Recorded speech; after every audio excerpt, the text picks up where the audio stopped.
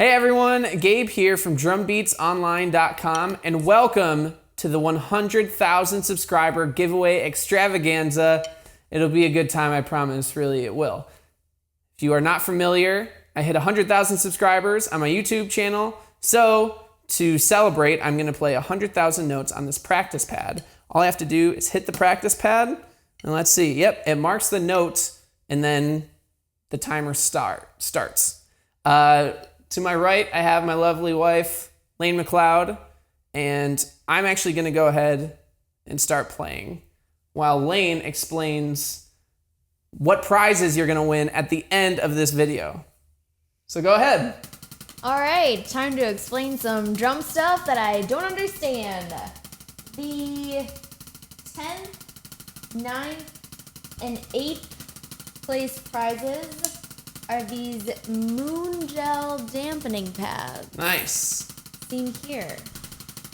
The 7th place is the slap clats, and I don't know what it is. It's actually the Slap Clats Pro Pack. Oh, Pro Pack, also dampeners. Correct. Good. And just make sure you're talking into the microphone when you can. Babe. Great. The 6th place is this keychain. It's not a keychain. That's the Meinl cymbal bacon. Cymbal bacon. Correct. Because it makes your cymbals sizzle Oh. like bacon. I actually just figured that out a little bit ago. 5th place, tambourine. That's actually the Meinl backbeat tambourine. Take it. You put that on your snare drum. How am I doing? Guys, we're almost to 1,000 notes. 4th place, these lovely Vic Firth Perfect Pair drumsticks. They are my personal favorite. Oh yeah, what model? I'm seeking an endorsement. Oh, okay. These are the American Classic 5As. When Mark and I play together, Oh, are those 5As? these are 5As. I'm sorry, I'm actually giving away the Extreme 55As. They're probably in my stick bag over there, but that's fine. That's just for show. You will not be receiving these. They're just a little bit longer and a little bit heavier than the regular 5As because I like the Extreme 55As better. Number 3. Yeah? Is this. And What's that? it's a drum head. Correct. What So kind? You'll get it. A Remo. Oof. Okay. Remo Power Stroke. Uh-huh. So you can use that P77. if your head breaks. Yeah. Which drum is that for? Snare drum. Correct. This very heavy Meinl practice pad. Nailed Making it up as we go, people. What are you making up? I'm just making up if I get it right. You got it right. I'm doing great. That's what you'll get if you're number 2. I'm not gonna lie, my arms are already getting sore. That's not a good sign. Still got hours ahead, and I'm already getting a little sweaty. Number 1. First place winner. Number 1 winner. My personal favorite. Number 1 Byzance Meinl. It's the number 1 edition. It's the number 1 edition cymbal. Well, what is it? It's a cymbal. What kind? A Meinl. Byzance. But what kind? You have like rides, you have hi-hats, you have crashes, you have... It could be a crash if you wanted it to be. I mean, if you read the cymbal, it should let you know. Really? Deep hats? Okay, so I guess that, I threw off on that. Hats. It's the first place winner is winning a Meinl Byzance 18-inch thin crash.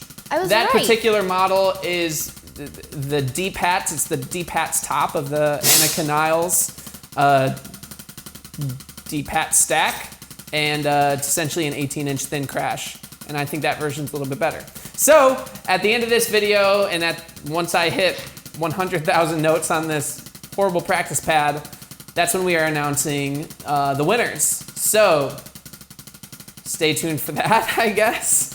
In the meantime, what we are doing is we are answering a whole bunch of questions. Lane, how many questions were submitted for this Q&A? Also, while you're looking that up, How am I supposed to know that? Well, it's in the comments of the video, so it should say how many comments Well, there there's are. 783 comments. Whether those Okay. are all questions, I don't know. Okay. I think they mostly are. Some could be jokes. So we've got about 800 questions with some possible jokes. Yes. Like knock-knock jokes? Is that what people comment on YouTube videos? No, you have a friend on here. Well, we'll get to that. Okay. I don't even know what you're referring to. But It's a joke. one thing that I want to address is, so over here to my left, I have the drumometer is measuring how many notes that I'm playing. It can only count up to 15 minutes, or count down to 15 minutes rather. So what we're gonna have to do is tally up how many notes I play every 15 minutes until we get to 100,000. So I just wanted to get that out of the way, but I'll probably edit that stuff out. So you don't have to worry about it. Okay, I think that's everything. I think that's everything people need to know before we hop right in to the Q&A. Great. So kick us off. Now, I don't think that I should say YouTube names because what if I pronounce them wrong? I think you should. All right? Give it your best go I'm ahead. gonna say the names. Great. So, our dear sweet friend, Mayberry Mayhem. Questions. What would be your advice for someone who doesn't get to practice as much as they'd like due to work and time constraints and a lack of space to practice, etc.? Various obstacles. Yeah, it seems like it. So I guess we just have to tackle one obstacle at a time. So first, let's tackle the time obstacle. I think to be the most efficient that you can be, if you have a really busy work schedule, whatever that looks like, where you have limited time, is to be really organized and to be really scheduled with your practice. So I actually made a video not too long ago talking about like the organized practice method, where you can chart out your week of like, okay, this week, here are the times that I'm going to block out to practice. So that's going to be, Monday from 6 to 6:30 and Tuesday from, whatever, however much you can, you block it out so that it's in your schedule, it's in your calendar. You're gonna dedicate that time to practicing. And then if you wanna take it to the next step, you can even write down what you plan on practicing. So that way, going into your busy week, it's a part of your schedule. It's not gonna get pushed to the side because you're planning your day around it. So that's one way I would kind of get around that time obstacle. Did they ask what to practice or what? Just what's your advice if you don't get to practice as much as you would like to? Yeah, so just being super organized about it. That's how you're going to be the most efficient. And then having a space, there are so many different ways to practice so many different things. So yeah, like, is it more fun and enjoyable to practice on a kit? Absolutely. But if you can practice on a practice pad, you're gonna practice different stuff for sure. If you can practice on pillows, like really anything, whether that's your hand control or different rudiments or whatever, just taking advantage of whatever space you do have, you're just gonna be able to practice new exciting things. And so that way, when you are actually able to step behind a kit, you're gonna be reinvigorated with all the new options that you're gonna have because you've been spending so much time on a practice pad like I am currently. Those are my answers. This is incredibly distracting. I was wondering if you were able to formulate it's thoughts. so hard. And I'm trying to look and make sure that it's not getting close to the 15 minutes. Because I don't want to waste a single note. No. We're already at 6,000. That's encouraging. I'm feeling great. Yeah. I'm feeling sweaty. Well, I will try to help you answer, as I also have many experiences in this drumming world. With practice or? Yeah. Oh, I kind of thought we Like should maybe move on sometimes- to the next question because Okay. I'm We're really moving on. breezing We're through. moving on to soft Sorry, cheeks. I don't mean to cut you off. I know you have expertise. Maybe on a shorter question, I'll ask you to step in and help me out. All right, soft cheeks. Soft cheeks? Soft cheeks. All right. For someone who is new to drumming a couple months in, what would you suggest to focus on as far as fundamentals go that will lead into other techniques? Basic fundamentals for soft cheeks. I'm so distracted. So, basic fundamental things that will like help you grow into like the next level. You're saying? Lead into other techniques. Like, what are the beginner fundamentals that he should be practicing so that he can get to the next level? Yeah, I mean, it's kind of hard to really break it down to like one specific thing. I think it all depends on what your goals are or what type of drummer you want to be. So for example, I'll give you my experience. When I first started playing drums, I just played along to as many rock songs as I could because I knew that I wanted to play in a band. I knew that I loved playing with other musicians. Like, I guess I didn't know that, but I loved listening to other musicians, so I wanted to try that. So for me to utilize like what was really helpful to me was just learning other drummers' parts because then I felt like I could get into their mindset and therefore become more like them. But again, it kind of depends on what your specific goals are. So if you are trying to just be like a super fast drummer, like you want your one thing to be like hand speed, then like, yeah, you can work on different rudiment patterns like paradiddles and six-stroke roll. Like six-stroke roll is a rudiment that really opened my eyes to what you could do around the drum kit, which was pretty cool for me. But honestly, I think like if you're working on like different drum beats is really what helped me the most, and specifically being able to really play to a metronome and play to a metronome at different subdivisions. So being able to play a beat at quarter notes, eighth note triplets, 16th notes, and being able to switch in and out of those things really smoothly to a metronome. I think that's going to cover a lot of your bases because you're going to improve your timing. You're going to open yourself up to every subdivision that you can, which is going to expand your beat vocabulary. So that's where I kind of think you would get the best bang for your buck is kind of like learn those subdivisions, play them to a click, and it's just going to open things up for you because when it comes down to like what's the most important part about like drumming, especially in the beginning, is like being able to play some beats. So yeah. Okay. How are we looking? I'm so hot. I think I'm going faster than I was anticipating. We I'm might at need 8,000. to we might need to pick up the questions. Yeah, let's fly through. We got 700 to 800 here. All right, Mystical Panda 2. Fun fact: Gabe loves pandas. I do love pandas. They're so funny. Okay, the Mystical Panda wants to know, what cymbals should I buy as a beginner looking to play a variety of genres? I don't know much about specific sizes or brands. Sure. It obviously depends on your budget. Personally, I think the Meinl MCS or even HCS I think are cheaper. They have like beginner cymbal packs that generally come with a 14-inch hi-hat, 16-inch crash cymbal, and 20-inch ride. Personally, I don't love 16-inch crashes. I would see if you can get a pack with an 18-inch, or you just get that pack and then maybe buy an 18-inch separately. For beginner cymbals, those are going to be perfect. You're going to get good sounds out of them. They're not professional cymbals, that's for sure. I mean, that pack alone would cost the price of maybe one good cymbal, if not cheaper. And when I say good, I mean like high-end cymbal. So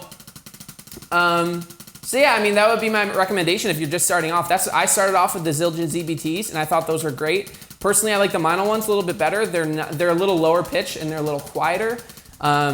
So I think the Meinl MCS or HCS, like beginner cymbal packs, is a great option for a cheap price. All right. Mahmoud says, I never understood how I can use things I practice, like rudiments, in a real life situation. And, oh, yep, that's his only question. Oh, nothing at the end? Thanks, man. Love your lessons. Oh, well, yeah, that's great. Thank you. That's a great question. We are about to come up. We have a few more seconds left before we have to restart this. So I'm going to stall for a second so then we can reset, and then I'm going to answer this question. Are we going to hit 10,000 in 15 minutes? We'll see. Hold on. Yes, we just did it. So, babe, that means like this video is going to be a lot shorter than you thought it was. Yes. Wow, it beeps. Okay. Well, that's good to know. You don't have to worry about it. But like, we got to fly through these questions. Yeah, we got to fly through the questions. Sorry, guys. We're going to fly through them. Okay, so Lane is on an Excel spreadsheet. Yes. What's putting our up the total numbers right now? Even 10,100. Wow. Holy smokes, guys. I'm doing great. We'll see how it continues to go. I am really hot, though. Let's make sure everything's recording. All right. Let's hit reset. You ready? Mm-hmm. Back to it. What was the question again? I never understand how the things I practice, like rudiments, like apply. how they, yeah. What was their name? Mahmoud. All right, Mahmoud. Here we are. Mahmoud. Mahmoud? Like M-A-H-M-O-U-D. M-A-H-M-U. Mahmoud. Yeah, Mahmoud. Oh, God. Oh, God. All right, well, you know how to say it better than I do. Okay, this is a great question. I apologize for butchering your name, sincerely. You have to cut this out.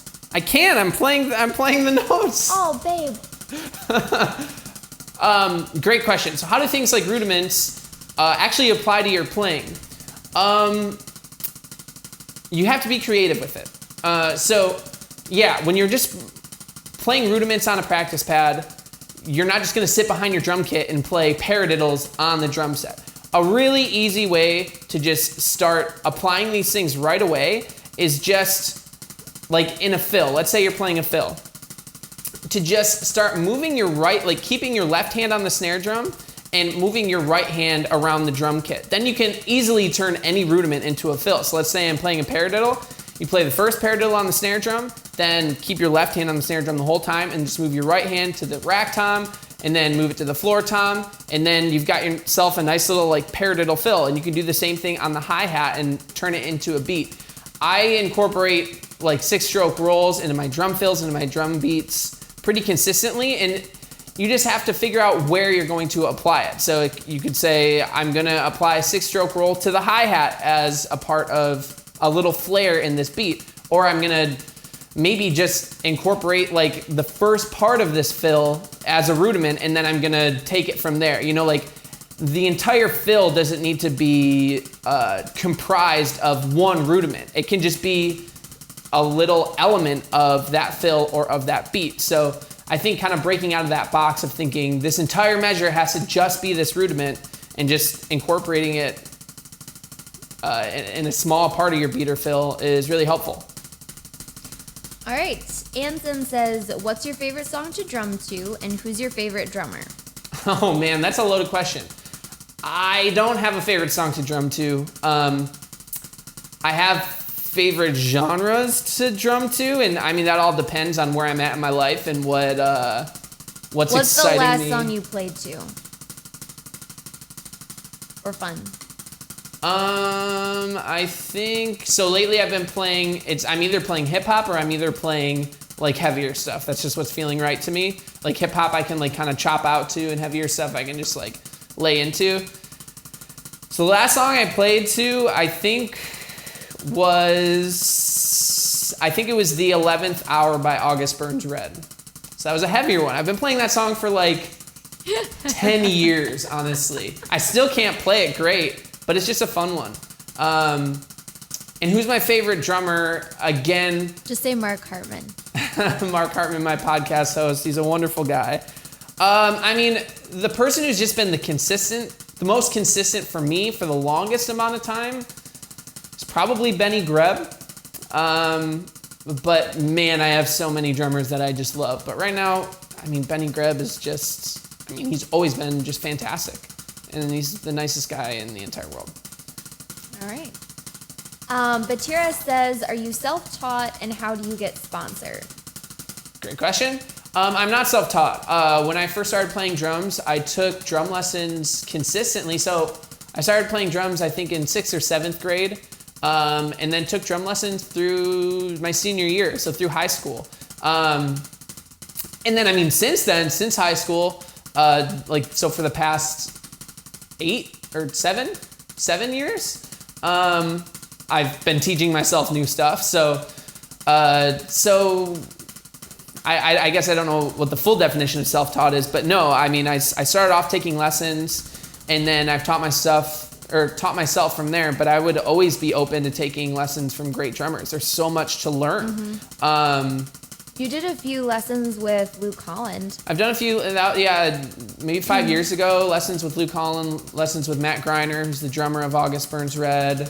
And those are always really great to just get other great drummers' perspectives and mindsets. And how do you get endorsements / sponsorships? This all depends on what you can offer that brand. So many people think it's just, what can they offer you? Well, obviously they can offer you free gear and like support, which is great, but you always have to have something in return for them. So for me, like with Meinl was my first endorsement, I was able to offer them exposure. So if I played more of their stuff to my online audience, then that looks good for them. You know, that it just gets their name out there even more. And for me, they've been my favorite cymbal company for a really long time. So you always have to think what you can bring to the table, whether that's exposure, and it's mostly going to be exposure. So how do you get sponsorships is try to get a following. And then take it from there. But I would also say consistency and quality. Absolutely. Yeah, 100%. But I think consistency and quality is kind of how you get a following. Yeah, absolutely. They just are building blocks. Yep. All right. Corey says, congratulations. He's very excited for you. Thank you, Corey. Awesome. All right. How can a young drummer, he's 16, get more exposure to get out there a little bit more? And what are some necessities for upcoming drummers to look into, like product or gear or tips and tricks? Okay, so how to get more exposure out there? I guess it depends on what you mean by out there. If you're talking about online or if you're talking about gigging. So I think he means like gigging, because he says get some more exposure to get out there a little more. I think he means gigging. I'll address it both ways. Unclear, Corey. So sorry. So if we're looking at gigging, a way to get out there more is, I mean, if you can form a band and start playing gigs, like great. Something that I think is even a little better than that, I mean, that's great, and it is a great way to meet other bands, other people who are playing music as well. I mean, I've been doing that since I was 13. Another great thing for me was starting, thankfully locally I have a bigger church where the music and the arts are a pretty big deal to them. So through high school and post high school, I was able to get plugged in there and play in the band there. And everyone else who's playing music at those types of churches are also playing different bars, different gigs and stuff like that. So you can really get plugged in to a whole host of different music worlds. So it's really just surrounding yourself with other musicians. It's just huge. So again, whether that's you have your own local band, your own gigging cover band, playing at church and getting plugged in there, and then starting to play with some of those other musicians. I've done all of those things, and they've all led me to only get better opportunities live and play with bigger artists. Online, it's kind of what we were saying a little bit earlier is, just starting to post content, whatever content that is, and then being consistent with that content, and then constantly being able to like evaluate how you're doing. Are you putting out a good product, or how can you make your product better? If you're not constantly evolving and constantly trying to critique yourself, then I don't think your audience is going to grow with you.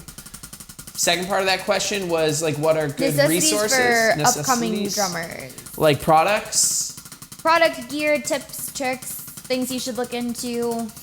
Oprah's wish list for drummers.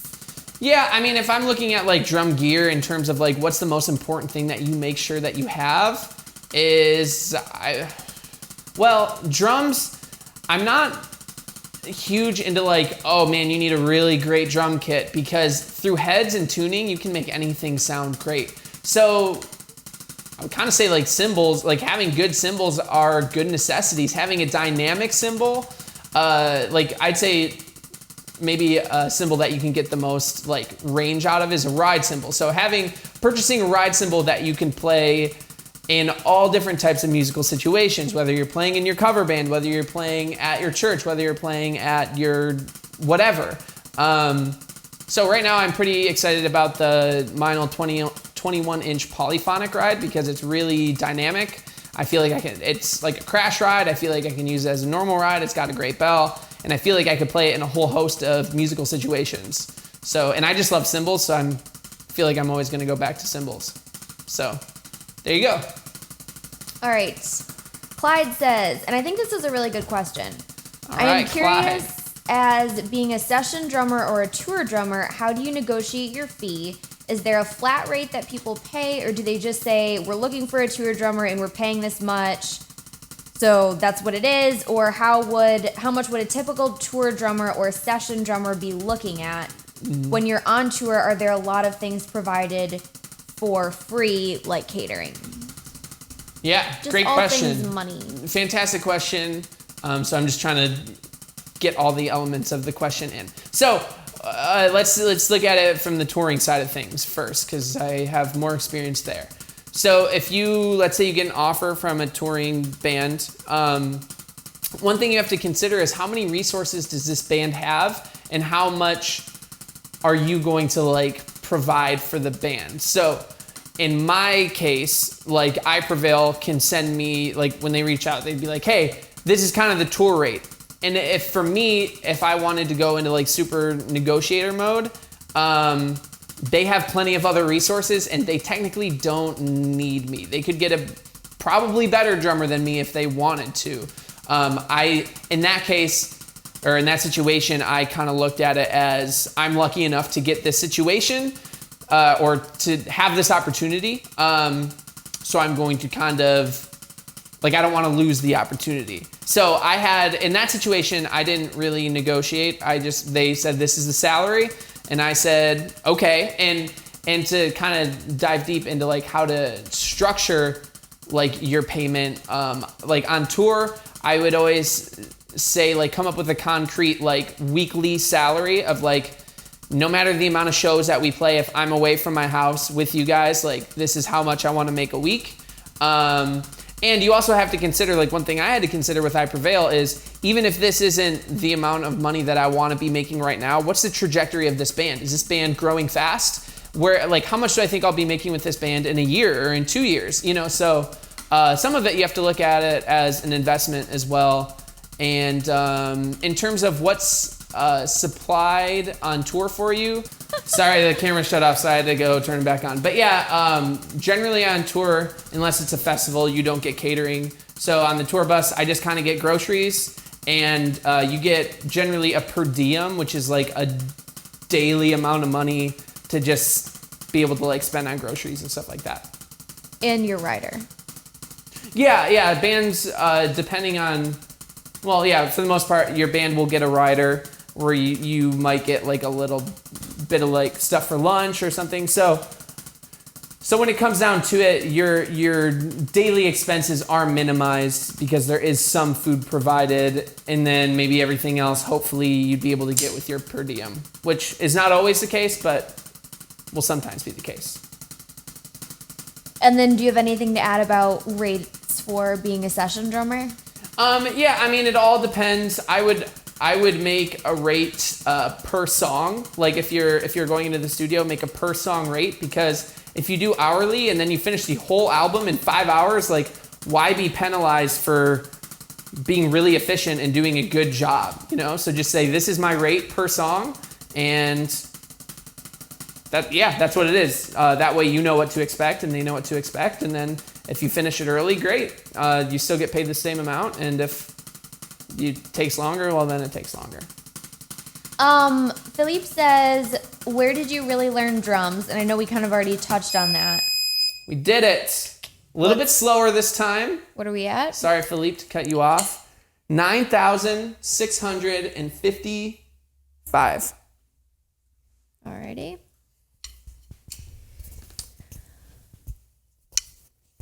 We good? We good. All right, cool. Reset. Here we go.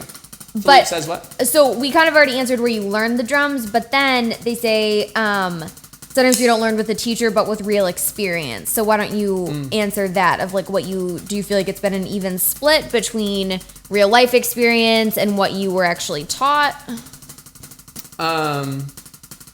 Yeah. So what's the question specifically though? What is he asking? Where did you really learn drums? Because sometimes we don't learn with a teacher, but with real experience. Yeah, okay. So I had the teacher experience, but what I also had pretty quickly into drumming was recording experience and playing live experience. So to give you a picture, I started playing drums around 12 years old, and by the time I was 13, I recorded an EP with a couple other friends. It was like my older brother and his college buddy. And then I started playing live shows. And that was where I learned a lot in my lessons, actually. I really did. But I learned so much playing like live and playing at a studio. I had to not master at 13 years old, but I had to get better at playing with a click track because we played with a click during all our live shows. I had to learn how to perform at a very young age, and pretty much that was just like looking up all my favorite drummers and seeing how they performed and how they made drum parts. So I was really just influenced by all the bands and all the drummers that I really loved. And then I just tried to take that out into the real world and try to play like them. You know, for me, those drummers were Trey Cool of Green Day and Travis Barker of Blink-182. I was really just trying to be a mini version of those guys. Please insert a photo of baby you in your short green shorts and your long hair. I'd have to find playing it. the drums. I don't know. You can find it. I can find it. You can find it. I'll throw in a picture. So yeah, those experiences were huge for me. But lessons were also really I needed both of them. The lessons helped me hone my craft, and then the experience helped me just, I don't know, learn from experience more, obviously. Justin says, how do you manage to tour with a band and maintain an 8-hour job? You know what he means. Yeah, so, like me specifically, you think? Yeah, I think so. Well, if we're looking at my job being Drum Beats Online, I couldn't. What I'm saying is, I personally could not have like a 9-to-5 like corporate job and tour like that. That wouldn't really work because like last year I was gone the entire year, so that wouldn't work. But thankfully, I don't do that. I just drum. And so I take my job is Drum Beats Online. So what I would do is I essentially before a tour would try to film like crazy. And then on tour, I tried to get up before most of the other guys got up. Sometimes that worked, sometimes it didn't. And I would just start editing videos like crazy. Because the reality is tour is tricky because you're in a new place every day and you don't know what type of space you're going to be working with. You don't know if you're going to have any room to work. But you also kind of do have a decent amount of time in terms of, for me, my main responsibilities are setting up my drums, going to sound check, playing a show, tearing down my drums. But I'm able to fill in all that other space with editing videos, working on the website, doing stuff online. So yeah, I mean, that's really the way I maintain it, is just by filling my day with all the stuff that I need to do for Drum Beats Online. And I think that I have more of the space to do that because I'm not home. I'm not seeing like all my friends or my family or my wife. So I can kind of just fill that space up with work. All right. So 681 Productions and Danny have kind of a similar question, which is basically what or who inspired you to become a drummer? What and who?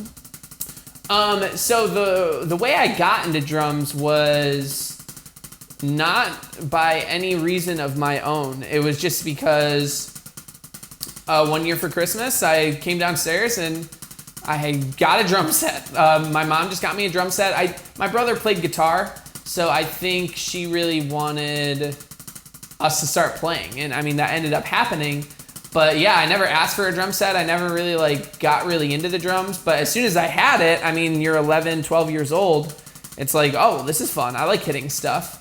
So I did. I just started hitting stuff. And I always liked going to my brother's shows and watching their drummers. So that's when I started taking lessons. And then what really got me inspired to continue to play this drum set that I got were the drummers who I just mentioned, Trey Cool of Green Day and Travis Barker of Blink-182. Like, those are my favorite bands, and I thought those were great drummers. And so then I wanted to learn some of their songs, and that got me really excited when I could play along to some of their songs. So then I just kept playing, and I kept playing, and I kept playing, and it just became, my passion.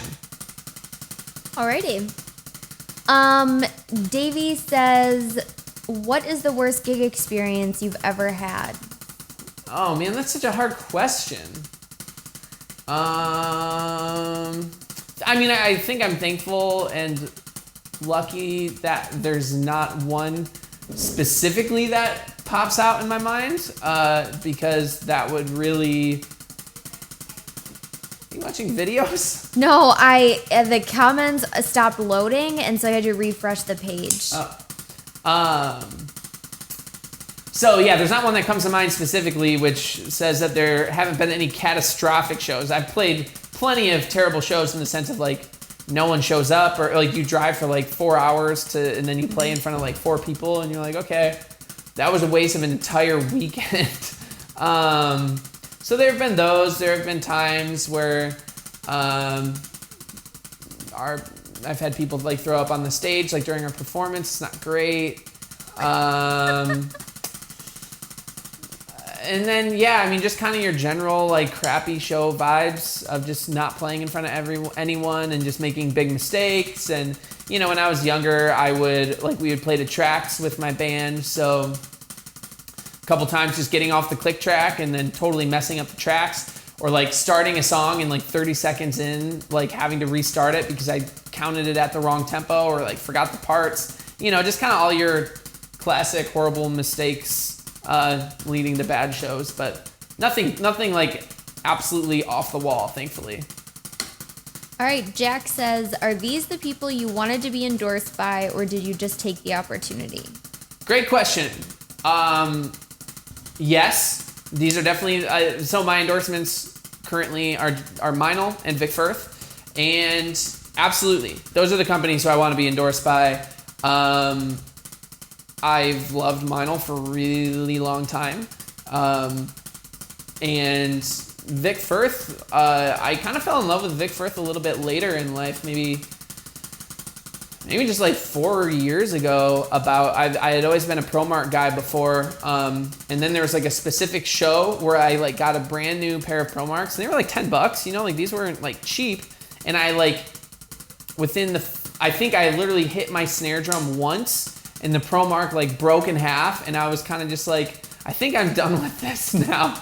And I know that sometimes you just get a bad stick no matter what company. But I started experimenting with Vic Firth, and I really started to fall in love with them. So absolutely, these are the companies who I wanted to work with. And I also just would say that should always be how it is. And I understand that certain drummers end up switching endorsements down the line, and that just happens. A lot of times that happens because your artist relations guy left, and then you're not getting the same support you did, and then you're experimenting with just other quality of stuff, and you end up liking another company better.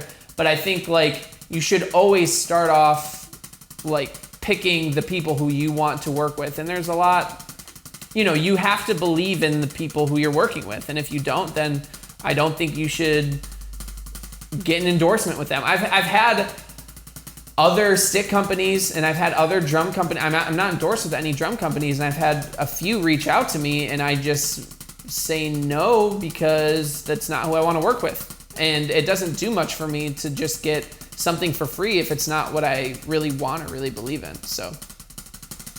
All right. Jay Amante says, what's your favorite drill, and is there a reason why it's special? Favorite drill? Mm-hmm. I don't have like. So if I'm interpreting the word drill in terms of like kind of like a warm-up routine or something like that. So I apologize if I'm interpreting it wrong. But I mean, I always have like before a show, really whatever I can do to like get my hands and my body like loose. So I'll do like the exercise of like 8 on one hand, like, and then you switch the other hand, and then you do 8 on both hands. And then you alternate, and you alternate again. Wow, my hands are feeling weird. So you just kind of do that a few times.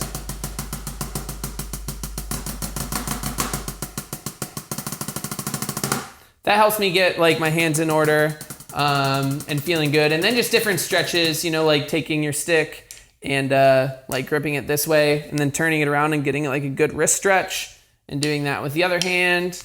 And my wrists are cracking as I'm doing this. And then doing it with both hands. And then everything else is just kind of like overall body stretches. But there's something that's like super special to me. It's just what's gonna get my body and my limbs warmed up, and I think the other one's like a good control and like speed exercise. But besides that, that's not necessarily how I practice by like running like certain quote unquote drills or anything like that. So, but yeah, that's kind of my go-to.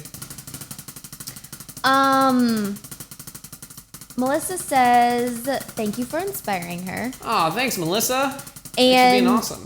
well, she said, who inspired you to be a drummer, which we kind of already touched on, but then she said, when did you first think of starting a channel, which is a great question. It is a great question.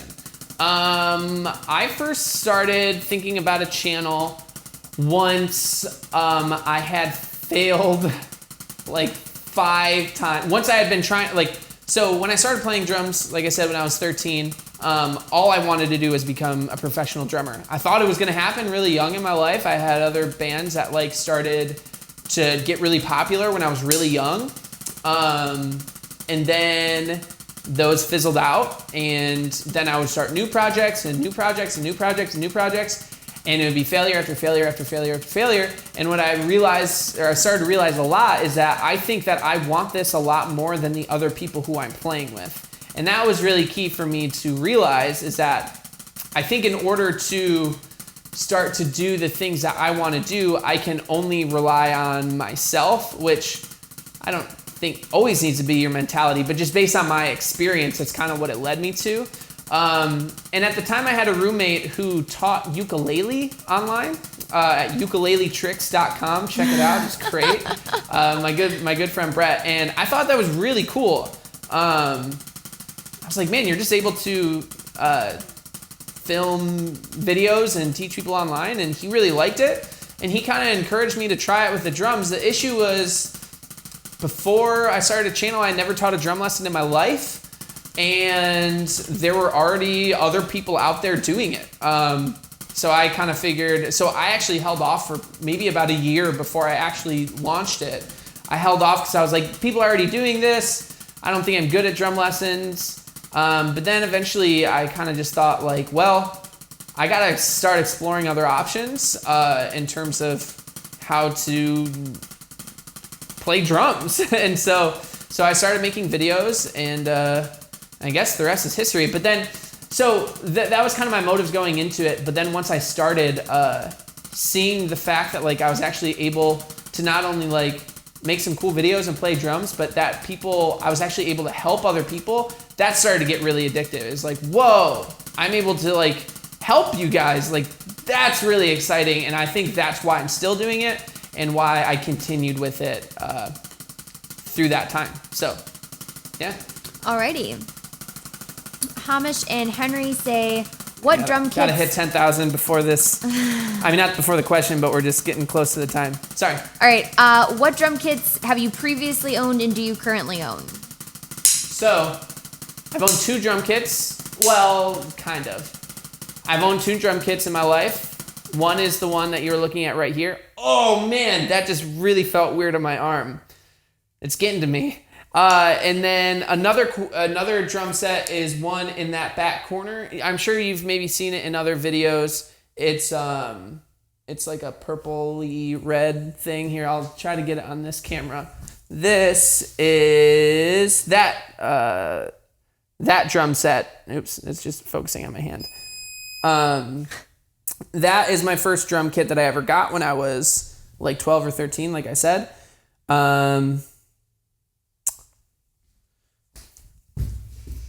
And those are my 2 drum kits. Then upstairs, I have the practice kit that I got for Warped Tour that I've done a video on in the past. And then I have that 1920s Ludwig that I also made a video on. So I guess that's technically 4 drum sets, but these 2 are really the only like functional drum sets that I've ever had.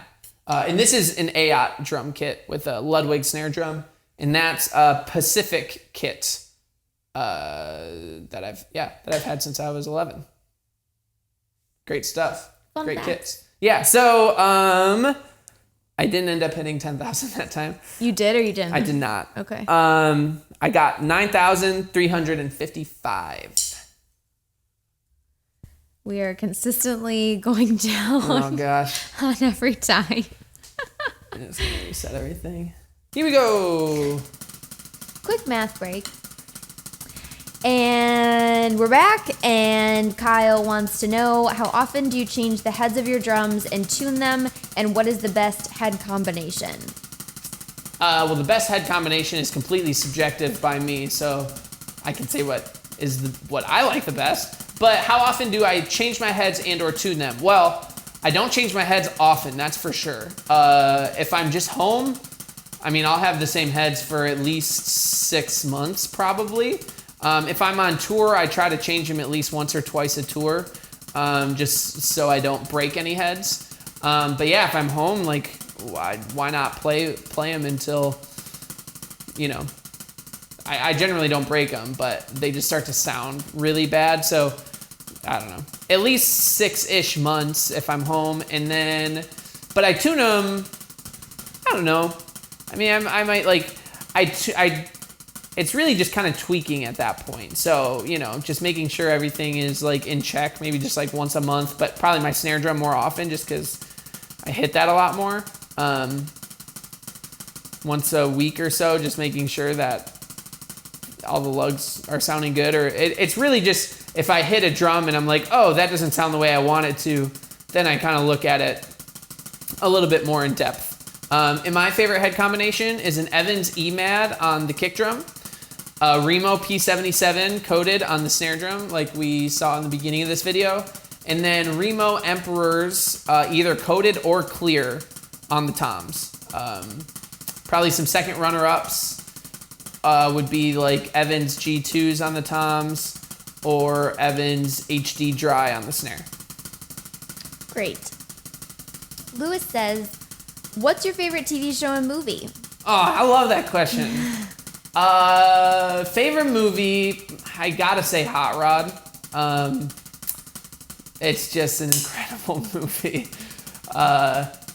Favorite TV show, it totally depends on the time period of my life. Right now, my favorite TV show is a show called Nathan For You. Oh, God. It's canceled. Oh, I don't know if it's canceled, but it's done now. But all the episodes are on Hulu. Literally one of the funniest TV shows I've ever seen in my entire life. So that's a great show. But other shows that I've loved is like Arrested Development. Parks and Rec was really good. New Girl was great. Brooklyn Nine-Nine. Brooklyn Nine-Nine's a lot of fun. I don't know if it'd be my favorite though. Oh. A lot of comedies. If I had to, let's see, is there something that's not a comedy that I would like really put up there? I really liked Lost when it was out. Not a comedy. Not a comedy. So there you go. Alrighty. Jeff says, what is your favorite genre to play? And are the songs that you cover different than your actual taste of music outside of drumming? My favorite genre to play, it kind of depends on like where I'm at in my life. or in my drumming. You know what? Sometimes certain genres just feel better. I think like right now, kind of like I said, like hip hop and rap is really fun for me to jam along to. One, because I feel like it's really easy to kind of like chop out to like the rhythms of like the rapper or the artist. But then, I mean, all of those are so reliant on the beat and the groove. So you can just lay back and like play a really fat pocket and it feels really good. Covers, that kind of depends too. I feel like lately I haven't been doing as many covers, but the ones I have been doing, I think have been a little bit more like hip hop and rap related. So I'd say in regards to that, it's been like what I actually like to play, but it also has to fit under like, is this a popular song or not? You know, there's definitely been plenty of covers that I've done in the past where I just hate the song, and I try not to do that anymore. But yeah, I would always just try to do like have it be a popular song. But yeah. What is your HCoda27 says? What is your go-to drum beat or fill? How do I describe that? I don't know. I think like my go-to fill is probably what I can speak to more. And that is actually a lesson that I did called the ultimate drum lick. I'd say that's kind of like my go-to fill right now. I see it sprinkled in a lot of my drumming. So if you want to know my go-to fill, go look up the ultimate drum lick, and that's that. But yeah, in terms of beat, it totally depends. Guillermo says, what was the first drum kit you played with? The first what? Drum kit you played with. The one in that corner. That little baby in the back. Yeah, that's a Pacific. It's a Pacific beginner's drum set of some sort. You will like this question from Deepam. How many cymbals are enough cymbals? Okay, so I mean... Oh, don't even pretend. Well, don't listen. even pretend like the answer is there's never enough. But no. In a way that's true, but if you have to, like, okay, do I have an insane amount of cymbals and do I still want more? Yeah. Do I think that's healthy? I don't know. But how many cymbals are enough? I'd say 4. Like, if you have a hi-hat, a crash, a ride, and maybe one more crash, that's enough cymbals. Do I have around 40 or more? Yeah. So, I mean, I guess you could say I have enough cymbals. But there are still other ones that are really great that I want. So it's a tricky balance, the cymbal game, I'll tell you that. Yeah, all right. Enough of that. How are we doing? Yeah. Professionalism. Woo! Do you feel that you've covered how old were you when you started playing drums and who were the drummers that inspired you? Yes. Okay. Tommy says, what are the best uses of that crash? Oh, the 18-inch Meinl Byzance thin crash that someone will win. What's the best use of it? As a crash cymbal. No, like I don't fully know how to interpret the question in terms of like oh, it's best used in rock music or I think it's a really versatile cymbal. I think it can fit in just about any genre or scenario that you could think of. It's a really, really classic sound that is not too loud. It blends in really well. It's really a smooth crash. So I feel like the best use of it is just like about any use, I guess. Dry says, what's your favorite color of the alphabet on a scale from 1 to 10? Oh, easy. Lucky Charms. Noah says, who's your favorite drummer? But I do believe we've covered that. You're correct. Would you like to throw out a runner-up? Who am I really into right now?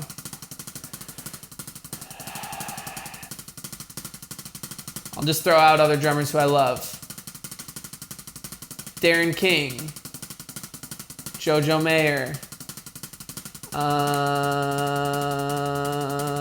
Wow, I literally just did a podcast episode on like my favorite drummers, and I can't access that part of my brain right now. Chris Coleman's insane. You're not doing good. You're not doing good.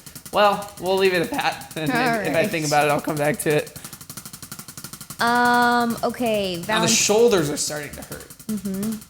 Valentin says, how many cymbals do you have? I think around 42 or 43.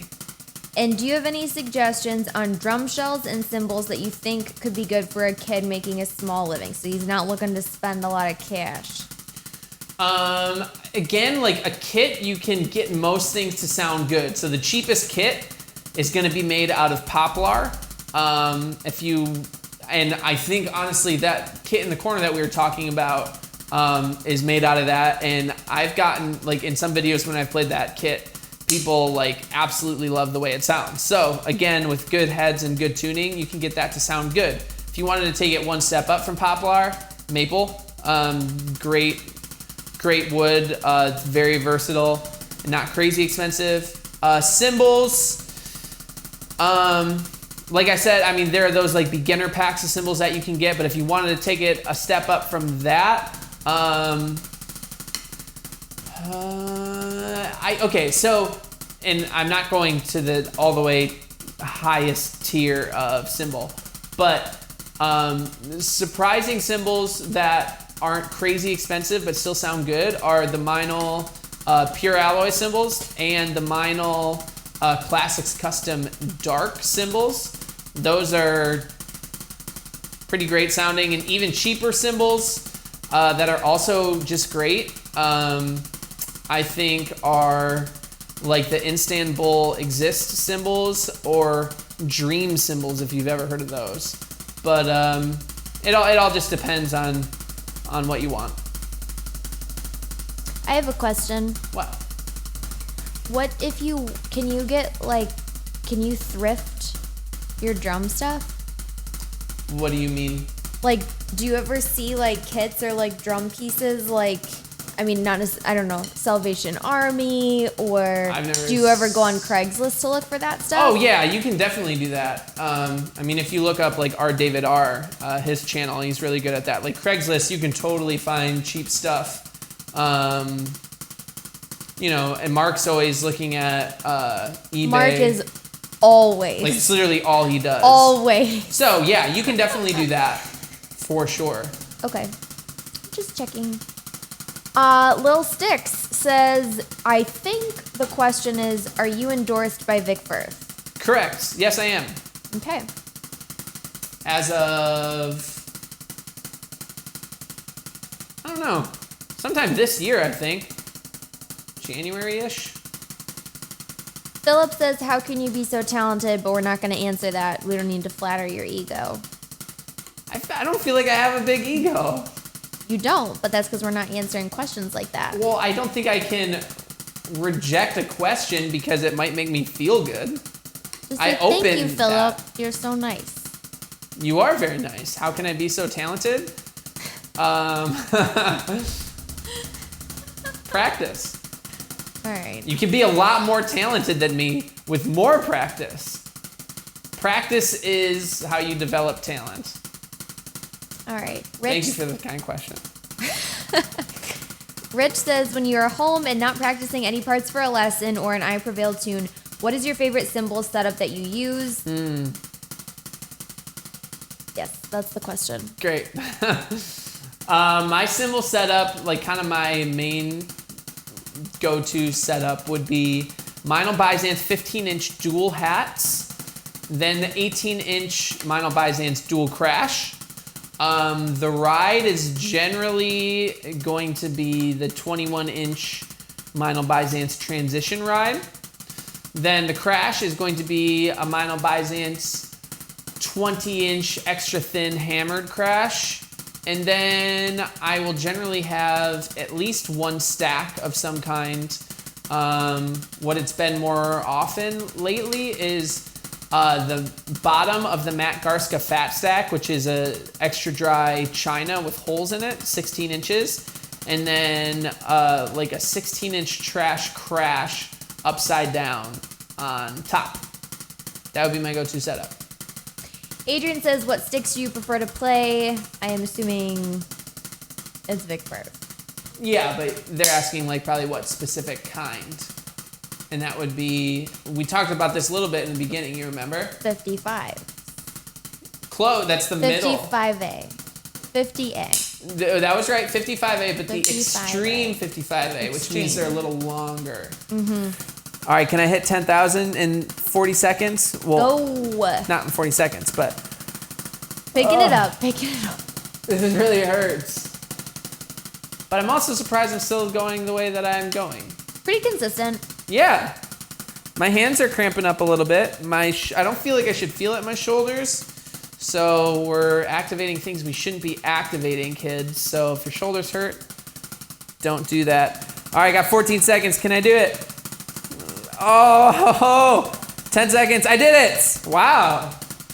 Is that the fourth round? And it's fourth round. Almost matched what I did the first. Wait, can I beat it? No, I was under. Oh. What did you get? Oh, shoot. My wrists are messed up. You can't tell until you stop playing. I got 10,092. Woo. Yikes. All right, here we go. Great. Let's make sure this is all good. Boop. G to G? Yes. Oh, jeez. I didn't really know what that meant at first. Reagan says, at what point in your life did you think you would be able to play drums for a living? Well, what time of life did I think? Well, I mean, my expectations, like I said, is that it was going to happen much younger in my life. And that didn't happen. But I got to a point where I was playing enough gigs locally, probably 3 years ago. Do you think? What are you thinking? When I quit my job and just went to full-time drumming? Probably 3 years ago. Yeah, but you started working for that like hardcore for a solid year before you quit. We lived in that house for a full year. Yeah. So, but I didn't know if that was going to happen or not. So, I mean, I pretty much at like age 23 is I think when I first quit my job to like kind of give it a shot. But what I was doing was, working a bunch with Drum Beats Online and teaching students and playing gigs on the weekend. I was working every single day of the week. Because at first I was working in construction, then coming home, teaching a lesson, trying to film a video for online, then during the weekends I'm playing gigs. So that's when I guess first started really, really like thinking like, okay, financially I might be able to make this work. It might still be like kind of tough, but is that worth it, Just making sure everything's on. But, so yeah, maybe around 23, and that's when I really took, like, the first leap. But yeah, like Lane said, like, there's a lot of planning before that and a lot of just working really hard. And then once you do, like, once I did actually take that step, you have to continue to work really hard to maintain it. And thankfully, I've had other opportunities, like the I Prevail stuff, kind of open up. So, yeah. All right, I love this question. All right. Matus, I hope that's how you say it, says, I've butchered names much worse earlier. Have you ever had a drumming slump, like you won't continue to play drums, and why or when? And the answer is yes. Why are you answering this? Oh, Lord, are they rough? What do you mean? Make sure you're talking to the microphone, please. I feel like you're not really doing that. They're rough. What do you mean? When you are a sad drummer boy. You're going to have to be more specific than that.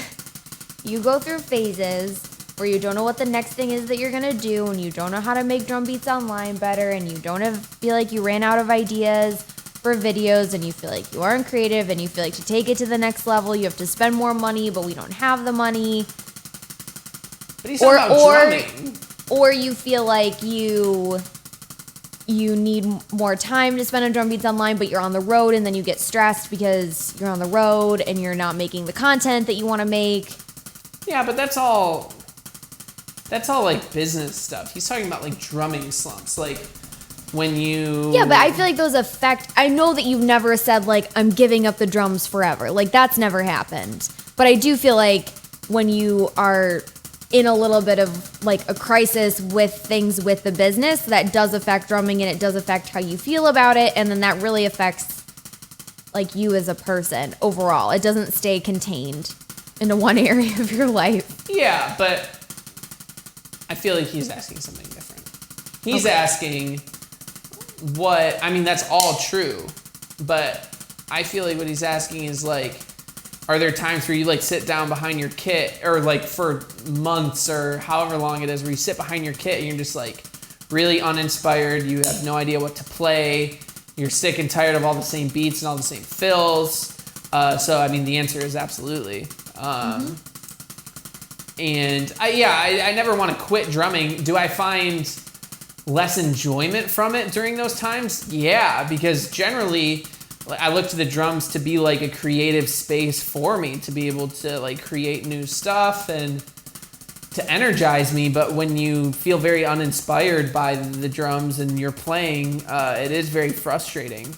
So I've absolutely been there. I don't know if he asked ways to like combat that, or did he just ask if I have... You did not.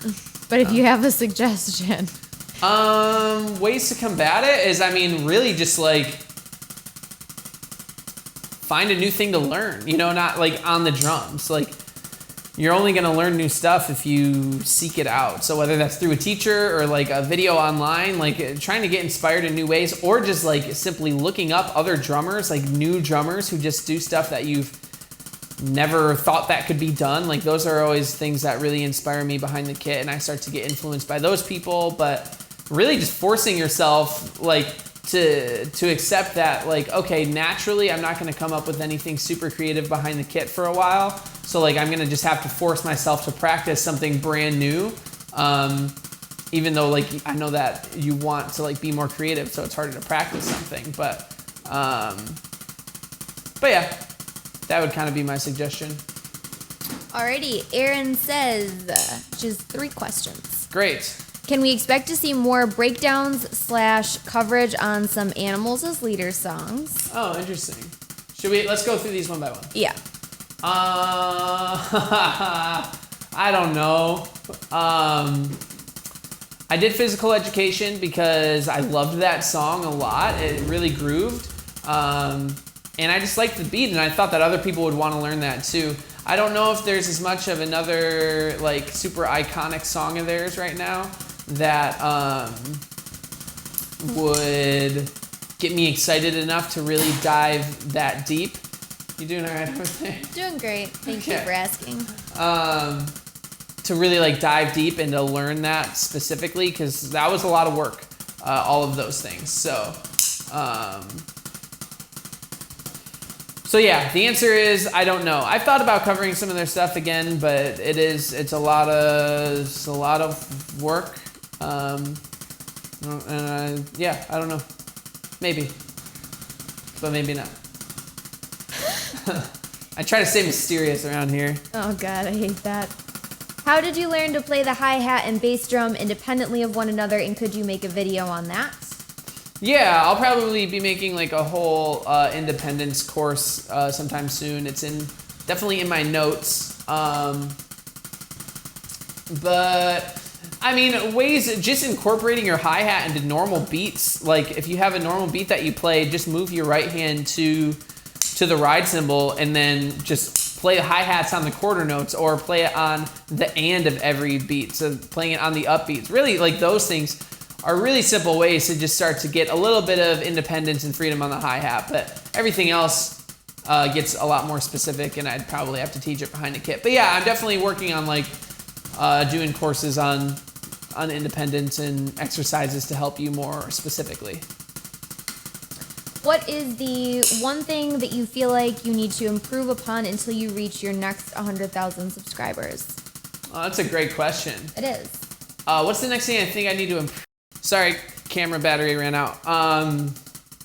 Next thing I want to improve upon in my next 100,000 subscribers is I really want to continue. This is something I started, I think, maybe towards the end here, is getting my content a little bit more focused in terms of trying to focus it on like either drum lessons or either like kind of like career lessons of like here like some behind the scenes stuff on tour or whatever, and also teaching more things about the drums that aren't always just here's a new drum beat and here's a new drum fill. Like kind of in my most recent video did like a lesson on like here are 5 super effective practice methods, like one where I don't even play much drums in the video, but it's just good stuff to know. So I think continuing to make my content focused like that and continuing to help everyone else from all the angles that I can, I want to just get even better at doing that. And obviously, like my website is going to be a huge focus and has been a huge focus the past few months. So getting the website just like as awesome as it can be for all you guys is a huge focus of mine as well. So yeah. Great. Zachary says that he loves your videos. Thanks, and your Zach. approach to teaching the drums. Last part? What? And your approach to teaching the drums. Oh, great. He says, I am a fairly new player as far as consistency goes, and I've watched a lot of your videos and learned a lot. However, when I try to play with others, I have a hard time breaking away from the first few beats that I've learned. What is a good source for backing tracks to practice with, and what methods do you use to create new beats that are outside of what you already know and are totally different? This is a great question. I mean, in terms of a source to find other backing tracks, I just offered a free backing track in my latest video. If you go over to drumbeatsonline.com, there's a super easy way for you to get a free backing track, and that's something that I'll have a bunch more of when the memberships drop on October 22nd. So Drum Beats Online, I guess, is a great place for you to go to. And a way to start creating new drum beats is to really just slow everything down, or like take an existing drum beat and start just experimenting with it, but like really allowing yourself to like stop and start and stop and start and continue to like repeat patterns that you might not want to in the first place. But just if you have, you know, your normal basic beat, and then you're able to say, well, what happens if I add a paradiddle on the hi-hat, but keep everything else the same? Or what happens if like with the, like on the and of beat 2, I hit the bell of the ride, but keep everything else the same. Start seeing how you can make your existing beats sound like new beats simply by hitting another drum or playing a new type of sticking pattern within the existing drum beat, and just playing it really slow and allowing yourself to mess up a lot and then bring it back up to speed. Those are some of the stuff that I do. Okay, this might be similar, but if you have something to add, go for it. Timothy says, how do you come up with new and interesting sounding grooves so you aren't stuck playing the same patterns all the time? I feel like my fills can be created easily, but grooves that have a good balance of technicality but functionality is a hard gray area to get. Sure, yeah, I mean, it is a similar question, but I feel like if you have like great fills and stuff, a lot of the time I can turn like my really cool fill sticking patterns into really cool groove sticking patterns just by applying the same pattern between the close hi-hat and the snare drum, and you know, just making sure like you throw in a downbeat in there, start experimenting with those same patterns but just turning them into grooves. I think that's one thing that I've really gotten a lot better at, is some of my fills and some of my beats share the exact same sticking patterns, but you wouldn't really know that because the way that I'm applying them just sound different. So start experimenting with that a little bit. Shodan says, how to differentiate between 3/4 and 6/8? There are definitely like, I mean, counting. There are very specific songs where like you're counting, and if it's like It's very hard for me to count as I'm doing this. But like, does the chord, like, look at it this way. If you're looking at a song, and does the chord progression restart every 3 beats or every 6 beats? If it's 3, then you're in 3/4, and then if it's 6, then you're in 6/8. Like, essentially, how are you counting? Are you counting in 1/8 notes, or are you counting in quarter notes? If you're counting in 1/8 notes, then you're looking at 6/8 time. Or if you're counting in quarter notes, then you're counting in 3/4 time. Because really all it's saying is that 3/4 is that there are 3 quarter notes in a measure. And 6/8 time is saying there are 6/8 notes in a measure. So that's an easy way that I kind of think about it. Great. Oh boy. Good time for a break. My wrists are dead. What are we at? We are at 9,306. Here we go. Okay, Allie says, as a self-taught drummer, how should I choose the correct practice to improve my drumming skills? First, evaluate what skills you want to improve. And then, I mean, this kind of goes back to like the organized practice method in terms of like charting out like what you want. Like if you set aside a year of time saying this year, I just really want my chops to get better. So then you try to break it down into like, okay, well, what are the things that are going to improve my chops? Well, like what's everything that goes into that category? I think probably hand speed would go into that category. I think probably rudiments would go into that category. I think like my relationship between my hands and feet would go between that category. You break down all those things that would go into that category that you want to get better at. And then you start to break that down maybe month by month. Maybe this month is the month that I really focus on hand speed. Then the next month, maybe that's the one that I focus on rudiments. Then the next month, that's foot. You know, like, so yeah, I would say evaluate what the things you want to get better at and then try to break down everything that entails or that makes up that one topic and then be super organized about it and then take it from there. Johan says, what is your favorite drum fill and what is the rudiment that you practice? I think he means what is the rudiment that you practice the most? Favorite drum fill, that's really hard. I really like the ones that I came up with in the 3 drum fills to impress your friends, that lesson that I posted a little bit ago. But I don't know if I have like an absolute favorite. Like I said, the ultimate drum lick lesson that I did, that's one that I go to, like kind of a go-to drum fill of mine. I don't know if it's my favorite one. It's just one that I can do without thinking. And then a rudiment that I probably use the most is the 6-stroke roll. It's just super fluid and I like the way that I can play it around the drum kit. See? Filet says, Eli? So sorry. How did you start your YouTube fame? I don't know if comparatively to everyone on YouTube, it's hard to acknowledge that I would have YouTube fame, but that's very kind. I forget the question. How did you start your fame?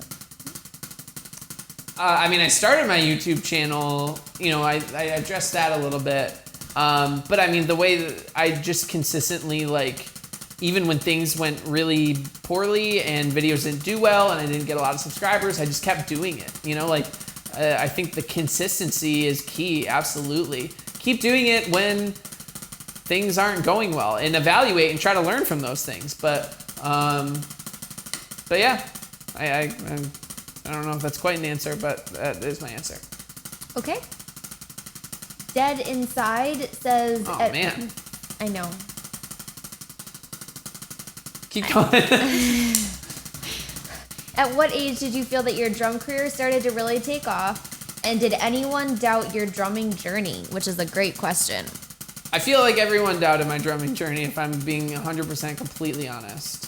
And that's not to say that I don't think I had a lot of supportive people in my life. I think even some of the people who supported me the most also doubted a lot because I think it's a natural thing to doubt. I wouldn't I'm sure, okay, so looking at me at 13 years old being like, yeah, I'm going to be a professional drummer, I'm sure a lot of people didn't take me seriously. And that's okay, because I'm sure there's a lot of 13-year-old people who said that, but don't have the follow through. And again, that would be my thing, is just having the follow through. So yeah, I feel like most people doubted, and that's okay. Those same people a lot of the times also supported, so great. What was the first part of that question? At what age did you feel that your drum career really started to take off? Maybe around 24, probably 24. I won like a YouTube competition where YouTube flew me out to their studios and did like a week-long camp there, where that was really cool. So that felt like a big milestone for me. And at that point I had 20,000 subscribers, so that felt really cool. 24 is also the age that I got the I Prevail gig. So just kind of a combination of those things, and then starting to go to NAMM and meet some other amazing drummers. I think things really started to come together for me at 24. Z Tepkridge says, what is your craziest drum experience? Oh, I don't know how to answer that question. Craziest drum experience. I don't know that I have one. What about like running into anybody at NAMM, or becoming friends with someone that you like looked up to for a long time? Yeah, okay, I guess that could count as that. In that case, my craziest drum experience was being at NAMM, and I was in the Meinl booth, and I see Benny Greb there. I was trying to play it cool. I'm like, okay, that's Benny Greb, so I'm my favorite drummer. Just play it cool. Just don't talk to him, essentially. And at one point, he like came up and he was like, I don't know. He was like, excuse me or something, and I like just moved out of his way. But then, but like in the way that he said it was kind of like I don't know. The way that he said it was like he knew me or something, but I did not read it that way at all. And then a little bit later, I kind of was just like, I should say hi to him. So I was just like, hey, Benny, I'm a big fan of yours. Like, my name's Gabe. And he like looks at me and he's like, I know. Like, I'm a huge fan of your drumming. And I'm like, what? Or he either said that or like, I know. Like, I've seen your videos. And I'm like, what? How do you know who I am? Like, that's insane. Why would you ever watch one of my videos? You're Benny Greb. So that was nuts. That was really, really, really cool. And then even getting to talk to him more after that was just very surreal for me, and very, very cool. And I think, honestly, like, just having the opportunity, like, crazy in a great way, like, to, like, go and play shows in Australia and UK last year, like, just being like, that is so weird that just playing the drums in my mom's basement has taken me halfway across the world. That's weird, and that's crazy in a great way. So I guess I'm answering that question in a different way than I would think, because I normally think about crazy in a bad way, but those were crazy good things. So yeah, my left wrist is not happy. It doesn't look great. Yeah, my form is probably just from this angle garbage. Like, it's red and you look really veiny. Well, here we go. Keep going. All right, Pablo. What does it mean to now have 100,000 subscribers and to see your channel grow this much? It means a lot. It's very surreal. It's very encouraging. I think it's just really awesome to be able to have a community of amazing people who are dedicated to getting better at their craft and at their passion. And I'm really honored that I have the opportunity to guide you all like through the drumming journey. Is like, that's incredible. So yeah, and I mean it is, like I said a little bit ago before I started Drum Beats Online, like I didn't want to because there are already so many people. I mean, not so many people, but there were definitely a decent amount of people already teaching lessons. And so over the years to see me even surpass some of those people who I watched their lessons before I even started is really, really crazy. So all around, it's very encouraging. It's really exciting. Great. Yeah. Casey says, what was your age when you started drumming? Which I think you said was 12. Mm-hmm. Okie dokie. Adam says, what's the most interesting / funniest thing that happened to you while you were touring? Interesting / funny. You're gonna have to help me out with that too. I'm very distracted by pain. Trying to think of funny stories with, like, I mean, a lot of funny things happened when you toured with We Came as Romans, because those guys are just so funny and such a good time. Mm-hmm. You got really sick in Australia, which isn't funny, but it was kind of crazy how sick you were and how many flights you took in such a short amount of time. Oh wait, the flight from LA to Australia. Did you already talk about what happened on that flight? Maybe, but not today. Wait, what was the question? Did it say anything about crazy? I thought it was like fun experiences. What's the most interesting / funniest thing that happened to you while you were touring?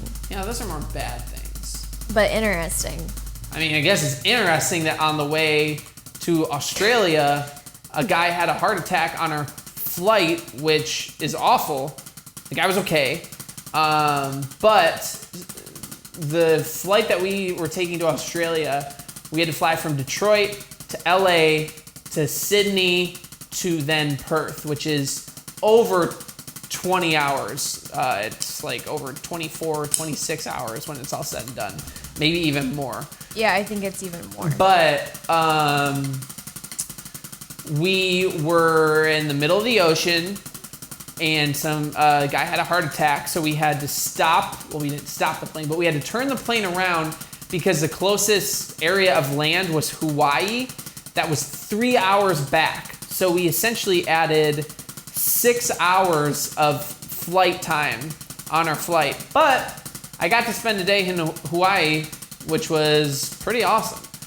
And the guy was okay. And the guy was okay, which is more awesome. It is. But, man, crazy stuff on tour. Those memories are not in my brain right now. One time we went to a movie theater, and this is minimal, but we went to a movie theater and the people at the movie theater were fans of I Prevail, so that was cool. That doesn't happen ever.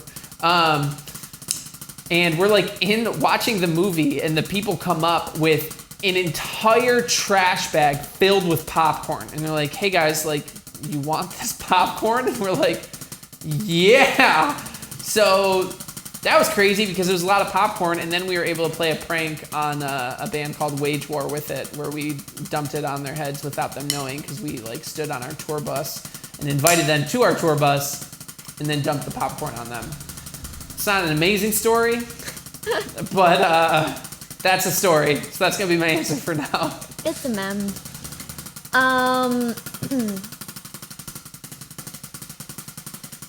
Kevin says, who are you endorsed by and how long have you been playing? Yeah, we covered that. Covered that. Oscar says default stack combo. I covered that, but I kind of go, I have like 2 stacks on my kit a lot of the time.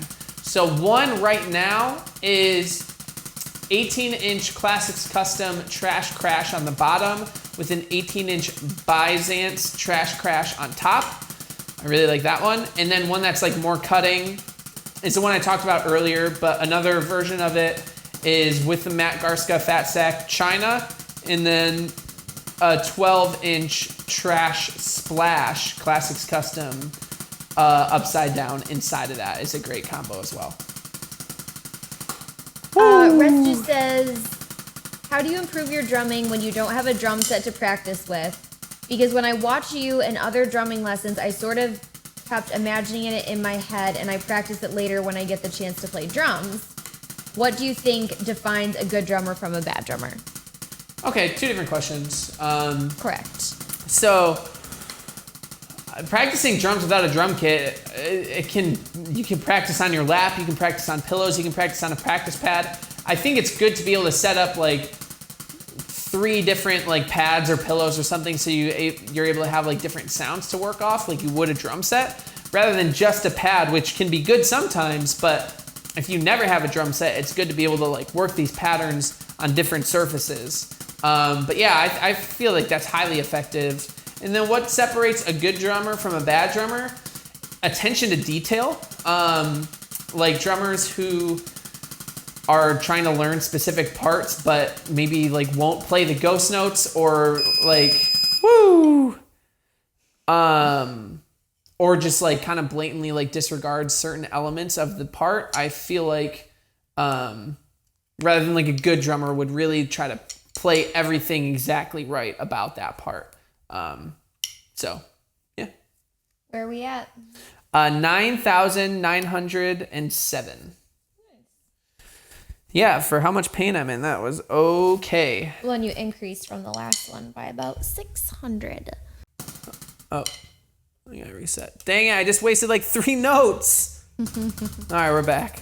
And we're back with Lazy Life Vlogs, who wants to know, I like that. what type of heads are better in general, transparent or coated? Man, I feel like people keep wanting like these this or that type answers, and I keep saying like, well, it's complicated. So it's complicated. It's not really complicated. It just depends on what you want. Coated heads are going to be a little bit warmer, maybe a little less attack, and then clear heads are going to have more attack. So one rule that I really, again, it all depends on what type of music you're playing. But one thing that I've started to do more is, like in a live setting, I've moved to like clear heads, because just they have that more attack, and for the type of music that I play, that's helpful. But then maybe like in the studio, having coated heads to get a little bit more of a warmer tone in the recording, and I'm able to mic everything so I can have full control over it. So that would kind of be my general rule of thumb. Great. Ishan says, what was your first drum kit? But it's in the back. Yep. What is next? We've got some congratulations. We've got some people who need the Thin Crash. Well, I hope you win it. We've got Lucas, who says, what would you like to improve on with drumming? What would I like to improve on?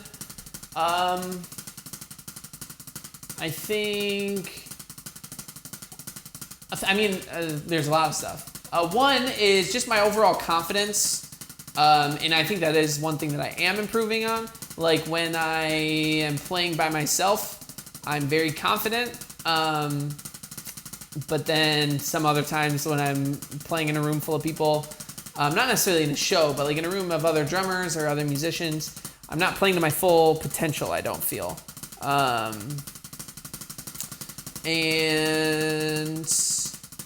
But something else, I think just like being a little bit more fluid behind the drums, having all my ideas come together just a little bit more smoothly rather than being choppy with them, you know? Okay. All right. Dragon Boy says, I currently have a full-time job as a middle school teacher, but I play drums as a part-time gig-based job. That's awesome. I often don't have enough time to practice due to my schedule. However, when it comes to many of my gigs, I usually play for almost 1 to 2 hours and for a couple days at a time. Mm-hmm. I've noticed my stamina or endurance to be difficult to keep up at times. What are some things I can do to keep up with not getting rusty or to build up stamina? Or what are some ways you have built up stamina to play for a long period of time? I think technique plays a big role in that. All right, I apologize. I'm back. Camera ran out of battery. And my GoPro also died too, so there might be some notes that you didn't see. But now I changed the camera there. And the GoPro's charging. Okay, I was talking about endurance. So one thing I was saying was just how much technique helps your endurance, just because you don't have to work as hard for every note. And then also when you're practicing for a gig or for a set, practicing it the same way that you would for the actual set. And then kind of like overtraining, like playing longer than you would for the actual set. And I was trying to relate it to like exercise. If you're training for a big run, you don't want to just like walk the same distance and say, okay, well, I made the same amount of distance. I didn't give it the full intensity, but I'm sure I'll have it. Being able to like overplay and play longer than your set time is really important. So that way, even if you're having an off day, like you still overtrained for the situation. So you're just going to be in better shape. And then also, like in general, just trying to stay healthy, because drumming it takes a lot of energy. Like there are days, where maybe I'm filming a video and then have I Prevail rehearsal and like I just need to go to bed at like 3 p.m. I don't, but like I'm exhausted, because it's a really physical instrument. So making sure that you're eating healthy and trying to stay in shape in other ways, I think, at least for me, I've always kind of tried to do that. So I think that's helpful too. So those are kind of my thoughts. It's interesting. I don't always give endurance a lot of thought. But yeah, I mean, like whenever we practice with I Prevail, we normally run the set like 2 times instead of just 1, so you're kind of overtraining for the situation. Gerardo asks if you have a favorite rudiment. Probably a 6-stroke roll. We talked about that a little bit. Yeah. Yannick says, what is the biggest challenge you had this year? Where to begin? Are we talking about drums anymore? I don't know, babe. I mean, should I just keep it to drums?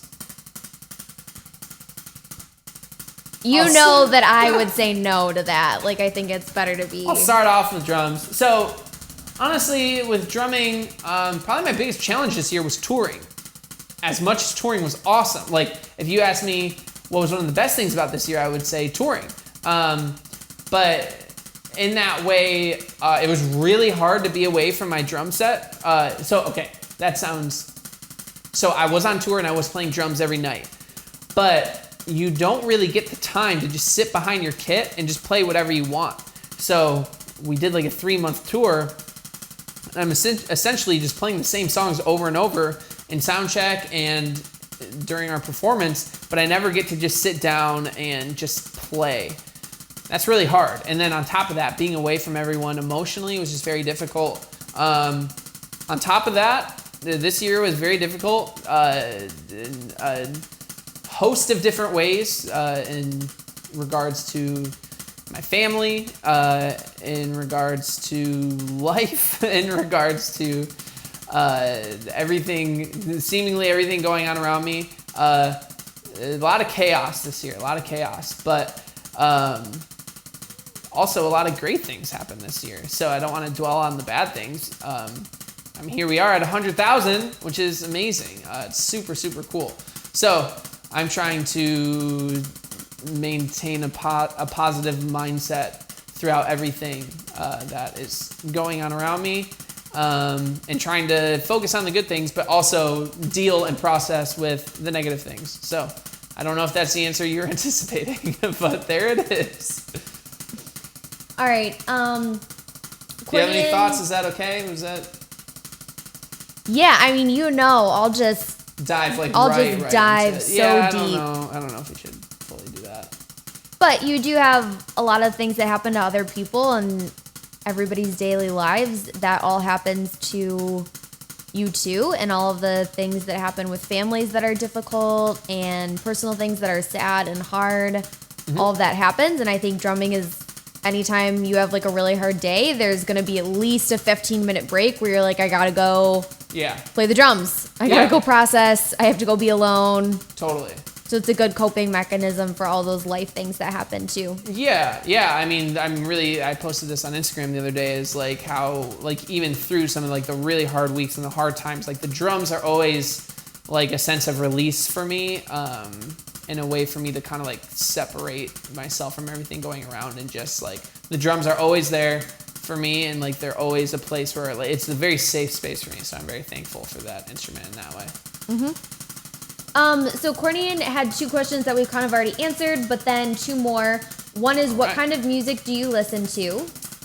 I don't listen to a lot of music. It's kind of the main answer right now.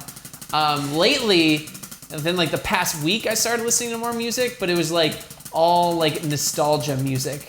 Like just listening to all the bands that I like listened to when I was like 13 and 14 and 15. So I started listening to like a bunch of Blink-182 again, like old stuff, and that's been really exciting for me.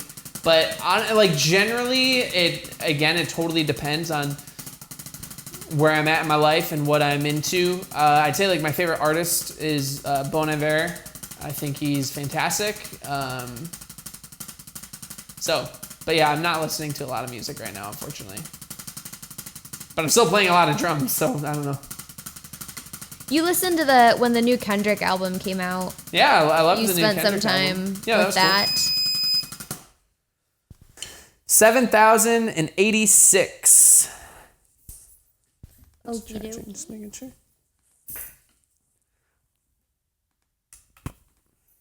Okay, and the second question was, what was the first drumming gear you got after you decided you wanted to play drums? Which is a fun question. Totally, yeah. So, well, like I said, a drum set just kind of fell in my lap, right? So, and that was that Pacific kit. But once I started getting really into the drums, I remember I really wanted to upgrade my cymbals. I was really into cymbals from a young age. So the first like major upgrade I got to my kit was a set of Zildjian ZBT cymbals, like the 14-inch hi-hat, I think 16-inch crash, 20-inch ride, and 18-inch crash. And that like, I was so stoked. And I think my family also put like the Remo like black heads on my drum kit too, and I thought that was so cool. So that was really exciting for me to get like the ZBT cymbals. I remember being super excited about that. Constantina says, when did you start playing drums and how long did it take you to be able to be good at drums? I mean, like to be able to play some difficult songs easily. So that's a good question. Yeah, I mean, man, difficult songs. So yeah, when I started playing drums at 12, I played along to like Green Day songs and stuff, and for the most part, there's not a ton of like really, really challenging things there. Blink-182 had some more challenging things in there. I wouldn't always play those things unless I would like go to my drum teacher and be like, hey, what is this part?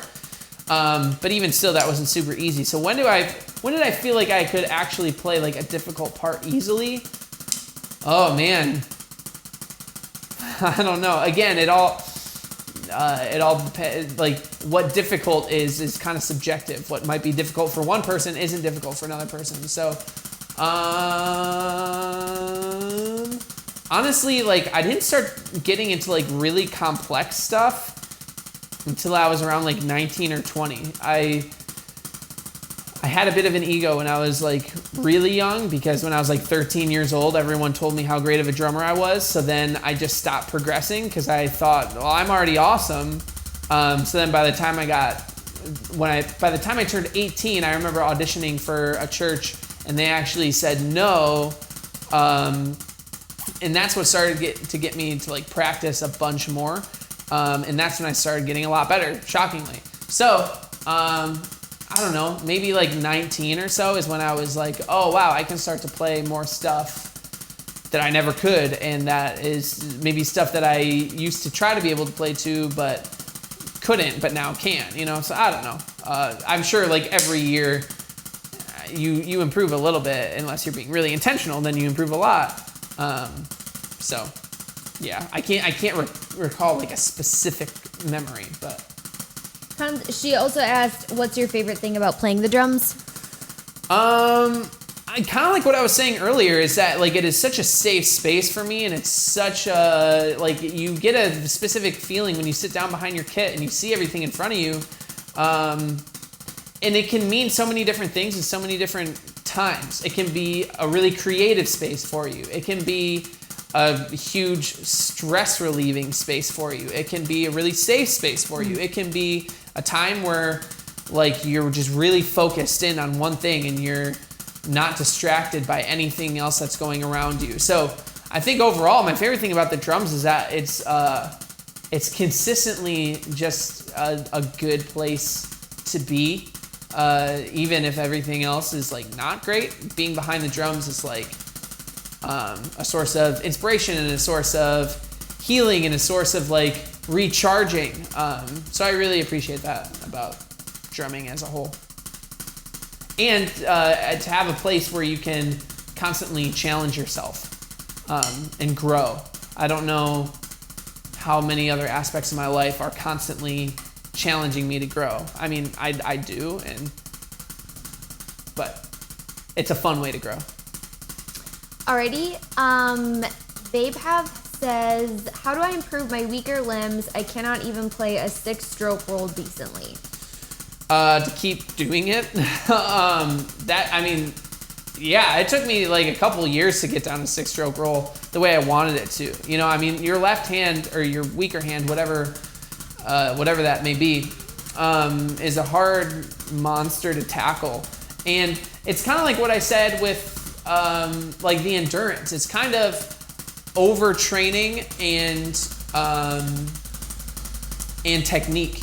So what I mean by overtraining is like if doubles are really hard for you, well then start working on groups of 4 or groups of 8, because like if you can struggle your way through like 4 notes on your left hand, well then 2 notes on your left hand is going to seem even easier.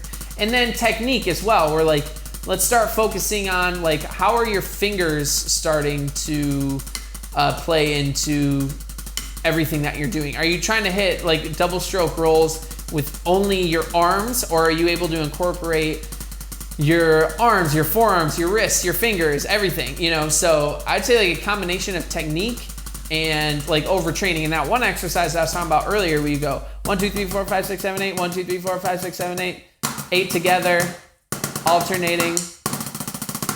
That's a really good one as well, because you're able to do like those 8 on your left hand. So, yeah. Okay. Baku says dream kits, question mark. I don't know if I have one. When it comes, like, I'm very definitive when it comes to like cymbals and what I like. But that's the thing with drums, is that they aren't as definitive. You can customize them and you can tune them different and put different heads on them. So I don't know if I have one. I mean, I think that's like, I've been asked that question. I just don't know. There are some incredible sounding kits out there from all sorts of different companies. There are some amazing sounding Sonar kits. There are some amazing sounding Tama kits. Ludwig kits I love. Yeah, but as in terms of like one specific dream kit, I don't do much research on drum kits, to be honest. I know I love Ludwig snares. And that I've heard a lot of different brands and companies have drums that sound really great. So, I don't know. I love the kit I have. It's great. And I don't need anything super crazy. I would like to have like a kit that has 2 rack toms. It's a lot of fun to play around with. But yeah, I don't know if I have a dream kit yet. Maybe that'll change though. Alrighty. Derek says, quick tips on quick setting the drum set when you don't own it, when you share it. The space where he goes is a rehearsal room, and every time he shows up, the drums are set up completely different. So he tries to adjust a little bit without spending too much time. But sometimes that's difficult, or the kit's too low, or whatever. Sure. Yeah, I'm wondering if like any of the cymbal stands or anything like that have memory locks on them, where you can have a memory lock to even just mark where everything was set up before. And if not, if it doesn't have memory locks, I'm wondering if you could like purchase some memory locks separately, where you can just kind of mark where things feel right to you, like on cymbal stands. When it comes to like the drums and stuff, mark like, if you can, again, I don't know what the rules are with this, but if you can just get like a little piece of tape, like a little piece of gaff tape, and just kind of mark where like everything feels right, like you could do that on the drum rug itself. And kind of like do it like people would on tour when you have to set up a drum kit every single day. Everyone marks down like with tape where each drum goes on the rugs. That way you can just set up the kit, put it right where it's supposed to go, and it's gonna feel good every single time. And then you can even do that like on the floor tom height, like set a little piece of tape like on one of the legs to make sure that that it's where you want it to be. So you can easily just move it up to that line where that piece of tape is, and then you're good to go. So yeah, I would experiment with different memory locks and maybe just like taping off things where they're supposed to go if you're allowed to do that. My wrists hurt. Yeah. I wonder what the next couple days is gonna look like for me. I know, I'm a little nervous about that for you. So Ryan said, how did you get into drumming? And he talks about endorsements, but I think we've covered that. Unless you have something you would like to add now. Josh says, how many hours do you practice in a day? That is not a clear-cut question as much as it should be. It's tricky because I feel like that I'm practicing drums in many different ways. In terms of, like, even when I'm trying to figure out what to teach you guys, I think I'm really learning a lot through teaching, which is great. Sometimes that puts me away from my drum kit, though, and that's hard. So,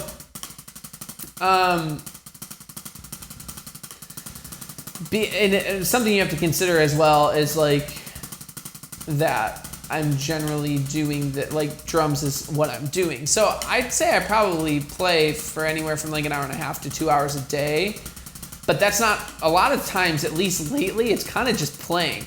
I wish I was practicing more, and I should be practicing more. Sometimes it's having the mental energy to put into practicing is just difficult for me, so I'm just playing. I'm almost doing more of like the, like where I just sit down behind the kit and start playing, and then when I run into an issue, I like kind of just focus on that issue. That way it's like I'm able to practice without being super methodical about it in a somewhat very, very busy, crazy time. And that it's keeping it really fun for me still. So, yeah. Great. Juan says, who would you like to collab with for drumming and music-wise, and what was the best 2018 album so far, according to you? Holy moly. Ooh la la. 2018. Okay.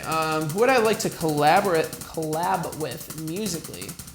I'm not thinking about other drummers, so I don't know if that's what you're looking for in terms of collabing with other drummers, or like collabing in terms of like playing with other artists.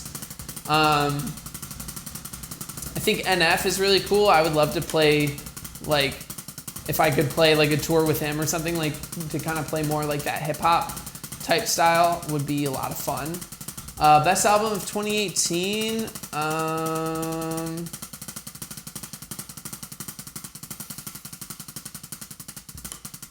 What do you think that I would say?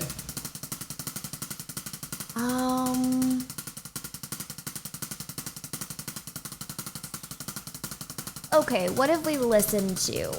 We've listened to the new Nicki Minaj album. Oh no. Okay, no. We've listened This is to... all stuff that she's listening to and that she wants me to listen to. This is not stuff that I'm choosing to listen to. I think it's important to be up to date on what comes out. It was bad. You loved the new Iggy Azalea album. What in the world? It was awful. I don't want you We to listened to the think about this Carters. question. What did you think of that? It was fine. Okay. Not a big fan. We're halfway through the new Eminem album, and you are liking it so far. Yeah, I mean, I would put it at like a 7.5 or an 8 out of 10 so far. Like, it's not blowing my... Like, some of it's really great, and I mean, Eminem is just insanely talented, but in terms of the songs as a whole... Yes. Yeah, maybe an 8 out of 10. We listened to Travis Scott's new album. Bad. Did not like, he fell asleep. Yeah, bad. Okay.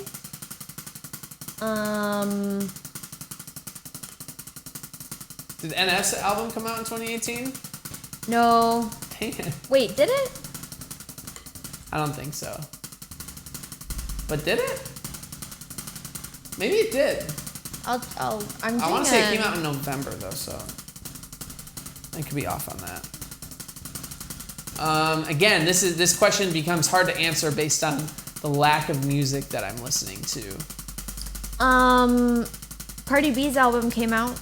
I did not even listen to it, I don't think. J. Cole's album came out. I didn't listen to that. You're naming albums that I haven't even listened to. All right. You're just looking at what came out. Did you see if NF's album came out? I'm looking. The rare answer is going to be the one that I've actually listened to.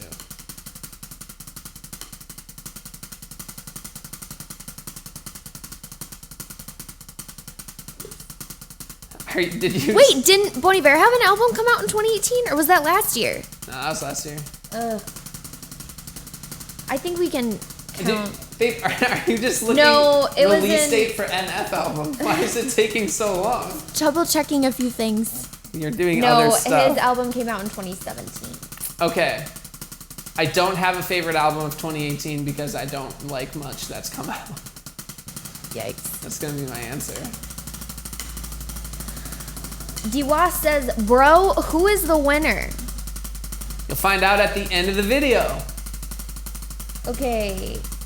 Anything you want to... Okay.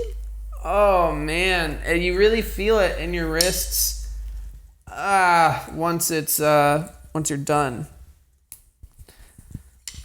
Oh, man. When I move my right arm, I get a crazy, like, tingling sensation. So I don't know if that's good or bad. Probably bad. Here we go. Okay, we've covered your drumming influences. Correct. Oh, thank God. Okay. What? She's up. Okay, guys, you're wondering why Elaine has two computers. She's watching tennis on one of the computers. It's not like this is an important day or anything, or that her husband is playing 100,000 notes and both of his arms could break off. She's busy watching tennis. If Serena Williams wins this, it will be her first major that she's won post-pregnancy. She will also tie the world record for most... I can't even talk about it. I'm getting so anxious. All right, well, let's read the next question. Oh, God. All right. Oh, my eye itches. Go, left hand, go. Okay. If your drumming career never took off the way it did, what do you think you would be doing today? Do you have any other interests, hobbies, or career choices that could have possibly replaced drumming? Love that question. I don't feel that I am very good at many things. Nor do I feel like I have a lot of other strong interests. So something that I've, like, over the past couple of years I've started to think about is, I don't know if I have any hobbies. You know, like, drums has always been, like, the kind of like my go-to thing, but I would always describe drums as a passion, not a hobby. But it also kind of filled that gap for me. So if drumming never worked out, to be honest, I'd probably... I have no idea what I'd be doing. I don't know if I would have a really crappy job still. Most of my life I've had really crappy jobs leading up to drumming. Other skills and things that I enjoy doing, and I mean, one other thing that I know that I'm good at, whether I always enjoy it or not, is video editing. And I mean, that's really just gotten to where it is just because of all the videos that I made for Drum Beats Online. You know, I've had a little bit of a history of it, just making fun videos in high school and stuff. But, so, you know, if I, for whatever reason, wanted to be like a freelance video editor, maybe I could have done that. I don't know how awesome that would have been or how much I would have loved that. I mean, I really love, just in general, like creating content, for lack of a better word, being a creator is really fun for me. I would wonder if I started getting really into like movies and comic books and stuff like that over the past few years. So part of me wonders, like, would I have started another YouTube channel like based around that stuff, maybe doing like movie reviews or something? Because at least in terms of having something that I enjoy watching a lot of that stuff, so maybe I would have tried to do that. So maybe somewhere I still definitely try to keep it in the creative space. I really don't operate well in a non-creative space. I never was one who was like super into school by any means. So it would be something a little bit different, a little bit unique. So whether that is, maybe one of those things, video editing, or like trying to be a creator in a different way. All right. What's your favorite song of all time? Favorite song of all time is Holocene by Bon Iver. It's an incredible song, very emotional. It's one of those that you don't even know what it's about, but it makes you want to cry. It's good. Can we have a practice routine? Can you have a practice routine? Can I give you a practice routine? Depending on what type of drummer you are and what you want, that's how I would tailor your practice routine, you know? I think part of it is kind of what I was describing earlier, is like almost doing like a self-evaluating type of thing of like, well, what do you want to get better at? So, okay, well, if it's this, then try to see everything that makes that one thing up and then focus on those things.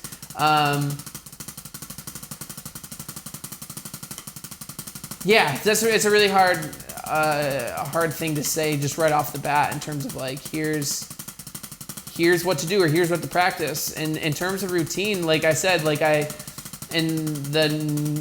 newest video, having like those 5 different practice methods is helpful because I think depending on who you are and how you operate, those things could help you in different ways. So I wouldn't want to give you a practice routine that wouldn't be good for you.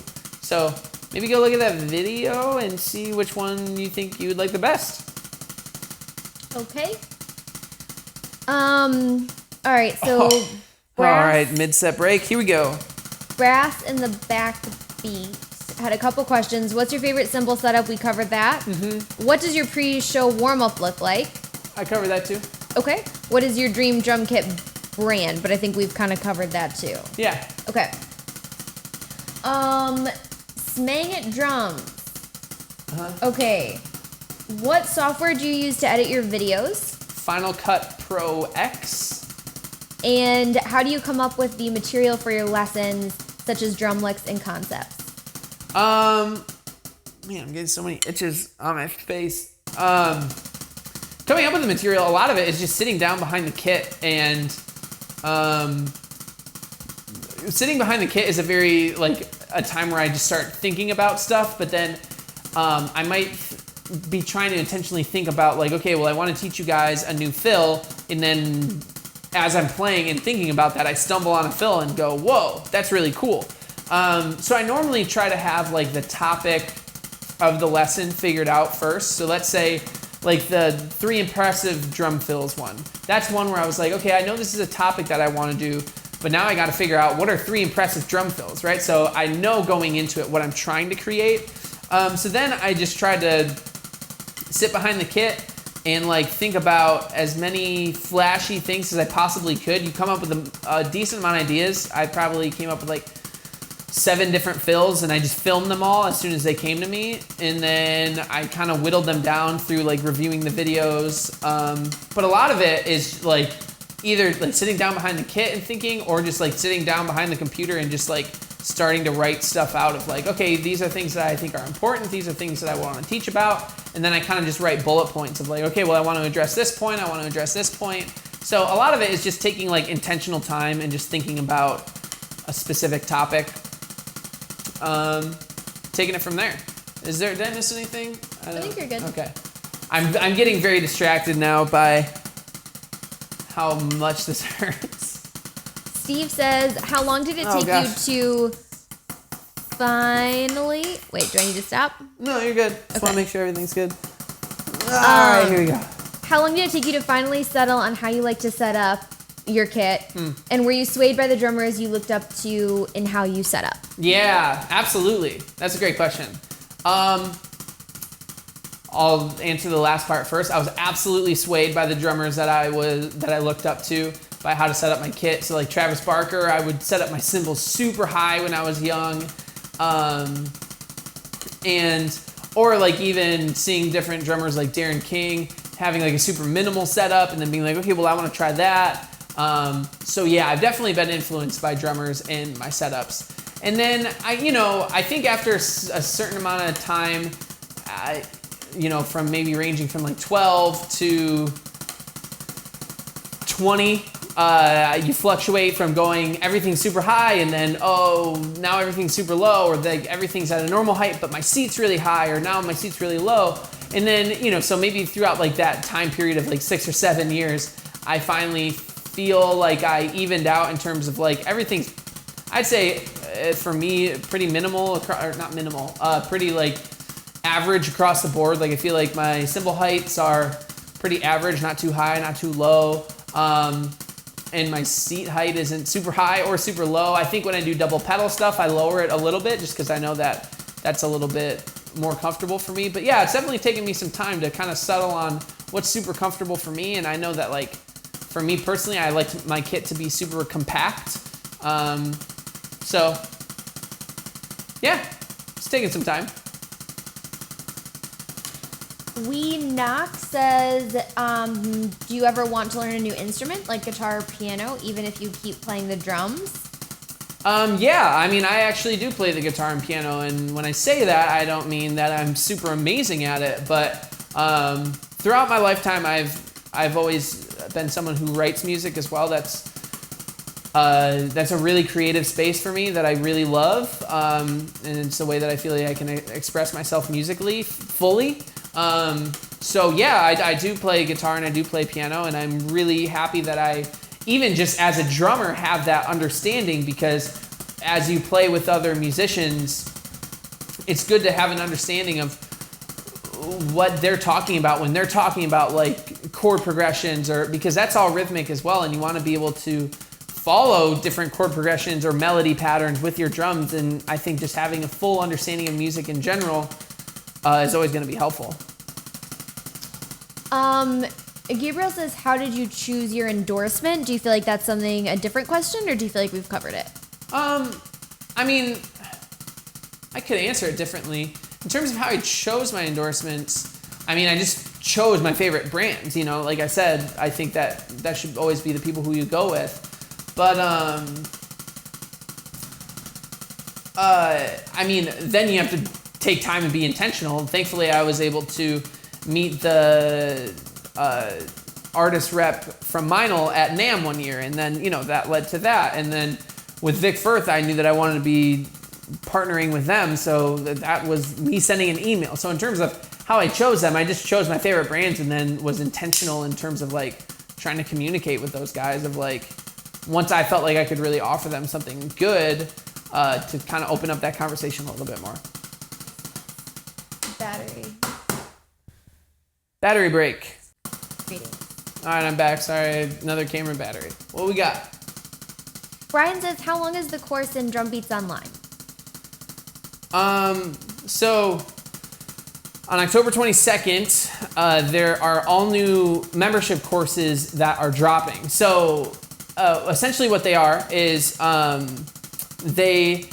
so let's say there are 3 different courses. There's drum lessons course, there's career climber course, and then there's all access. So the drum lessons is for people who specifically just want to get better at drums.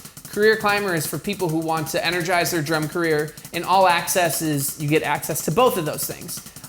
Every one of them has hundreds of lessons, and there's new content that will come every single week.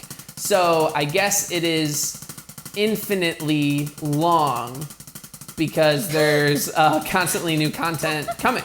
So it is forever long. Way to sell it. Thank you. All right. Austin says, how do I get better at playing doubles when I am playing a different pedal than the one I practice on?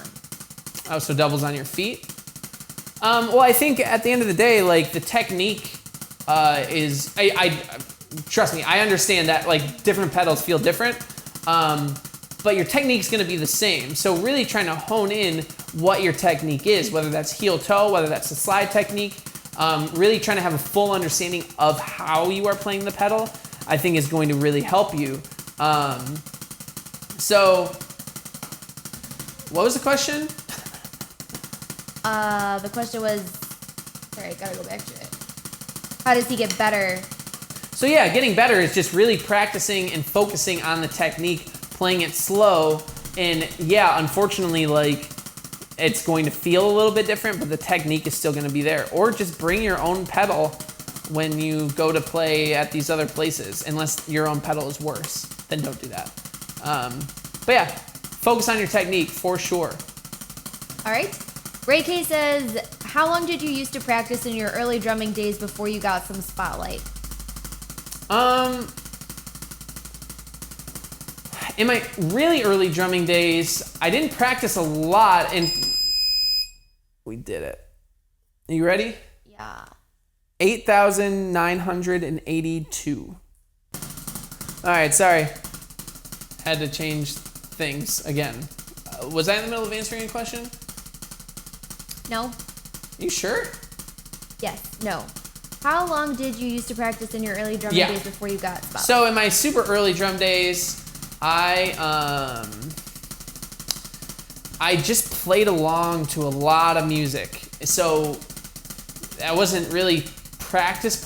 Obviously that's playing, but it really helped me. And I don't, to be honest, I have no idea how long. It was just a lot of fun for me. I really loved it.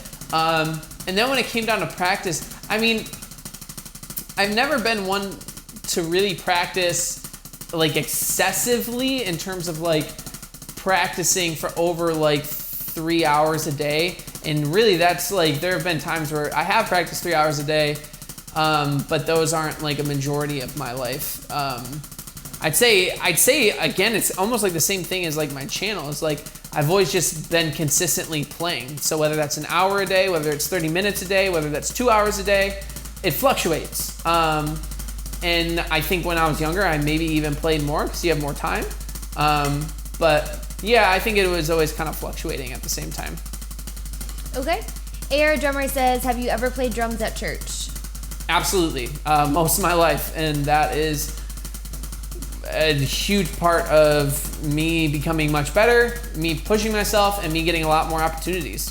Really, really, I mean, that's how I got the I Prevail gig, was through a connection at church. So huge for me.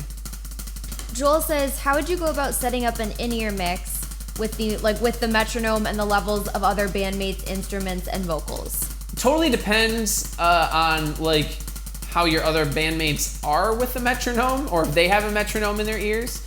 For me, metronome was always like number one in my ears in terms of like that was always the loudest. Then probably like bass, then maybe like my drums and guitar. Now with I Prevail, they all have metronomes in their ears too. I mean, I still definitely need it in my ears, but it's a lot more balanced out. But in terms of like from highest to lowest, yeah, metronome's gonna be your highest priority. You wanna make sure that you are always hearing that. And then the bass just helps you, obviously it's rhythmic, and it just really fills out my mix a lot. And then I don't need a whole bunch of my drums just because I'm right there at my drum kit, but I like to be able to, hear what I'm doing. And then I also want the guitars for body, but that would probably be like my hierarchy from top to bottom. Zach says, how many bands have you been in? Oh man, I got 1, 2, 3, 4,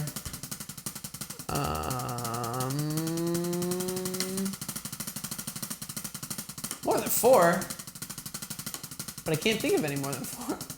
Lookout Cave. My Love the Robot, In Color, I Prevail. I mean, you played for Jax. Oh, Flint Eastwood for sure. Yeah, 5. Yeah, and then I've been in and out of so many different bands as well. I'd say I've probably ended up, I don't know, and then I have Paulina as well, 6. Oh, yeah. And then probably something I haven't thought about. So probably like 7 or 8 bands that I've like played in, and then, you fill in for bands here and there and do all sorts of different stuff, so. Okay. Brian said, we may have already covered this. Let me know if you have anything you want to add. What inspired you to become a drummer, and are you self-taught? Are we good on that? Yeah. Jason said, how long do you spend practicing it every day, and how do you practice? Are we good on that? Yeah. since you now are a Meinl user, what drums would you prefer to be your endorsement? Have you covered that? Not specifically, but yeah, I have no idea. I've gotten that question and I just don't know. There are a lot of great drum companies, and I'm not necessarily in the need for a new drum set, so I'm really not rushing out for them right now. If I had to say like offhand, like I'd say like my top 3 are like the Ludwig, Sonar, or Tamas right now. But yeah, not in a huge rush for that. Timothy said, what inspired you to start Drum Beats Online? But I think we've covered that. Yep. Ben said, just wanted some advice on how to start off drumming as a possible career. Yeah. It would really be for me to attack it from all different angles. So the online drumming world is absolutely a thing now. So whether you are wanting to get more gigs or whether you just want to be an online drummer, those all factor into these things.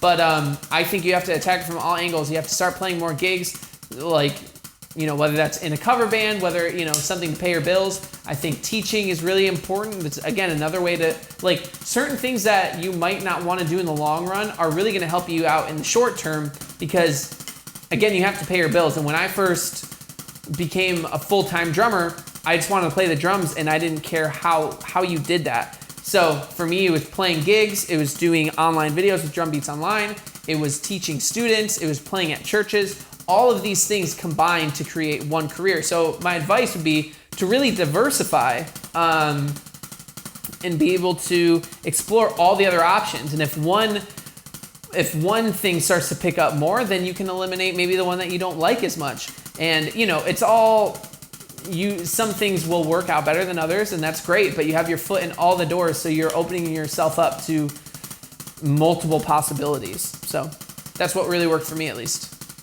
Tim NG Drum says, how do you keep yourself motivated and not burning out of ideas? I do burn out of ideas. But taking intentional time for yourself to allow yourself to think is something that I've really tried to do more of, in terms of, like, if I'm in the car or something, instead of immediately turning on music or immediately turning on a podcast, if I'm by myself, it's saying like, okay, well, I'm going to drive from here to there with nothing. I'm just going to spend this time thinking, trying to think about new ideas, trying to evaluate what do I like, what do I not like. And that's when I think I really start to come up with my ideas, is when I just allow myself to have the space to think. So whether that's taking a walk, whether that's just driving in silence, that's all really, really helpful, rather than always crowding it with different stuff. I don't think you are able to always think when you're consuming. So yeah, and then even through that, sometimes I just feel really stale, and it's just kind of like consistently like being dedicated to being like, I know that at some point my brain will come up with these new ideas, but I just gotta keep thinking. So that can be really hard. You know what song you loved this year? What? That you did not stop playing? Oh, This Is America. Yeah. Yeah, the Childish Gambino song was really sweet. Yeah. Love that. It's my favorite album of this year. His favorite album of this year, one song. That's how picky you are. Arsene says, what are your biggest drumming influences on drumming? But I think we're good on that. My neck's starting to hurt. Lapix says, tips and recommendations for beginner drummers. Tips and recommendations? Mm-hmm. That's so broad. Subscribe to drumbeatsonline.com. Tips and recommendations for new drummers is start exploring other drummers that you like. That'll really inform what type of drummer that you want to be. So just start, like, when you listen to music that you like, start looking up that drummer. Start looking at videos of that drummer. It really helps to kind of have a sense of direction, especially when you're starting off. So I'd say, like, to kind of get really great sources of inspiration of drummers who you want to be like, and then start trying to play along to their music. That's really what I did, and that was really, really, it made starting off drumming a lot of fun. And then also, if you can afford lessons, like take lessons that will help you get better in a shorter amount of time. And that's kind of what we're all trying to do. So yeah, and then that will give you concrete things to work on as well. So yeah. Will said, what's the biggest crowd you've played in front of? That was a few months ago at Rock on the Range in Columbus, Ohio. It was 40,000 people. I actually have a video on that on my channel. You can check that out. That was bananas. That was super fun. Super cool, super surreal. Yeah, that was amazing. Love that. There were a few similar questions that we've already had, and then we get to someone who just started playing at the beginning of the year. What do you think is the most important thing to practice? Kind of like, I think I answered a question like this similarly, but like practicing your beats, but being able to play along to like a metronome and switching subdivisions through that. So switching from quarter notes to eighth notes to eighth note triplets to 16th notes, all while staying on a metronome, I think will really rejuvenate the way that you play your beats and will improve your timing massively. So yeah, I touched on that a little bit, but I think that's really great. Okay, Fran's Drum says, what gear would you suggest in recording your drums on a budget? So I think recording gear. And then what would be the best practices in developing rhythm and feel? So best gear for recording drums on a budget, those Zoom recorders are pretty great.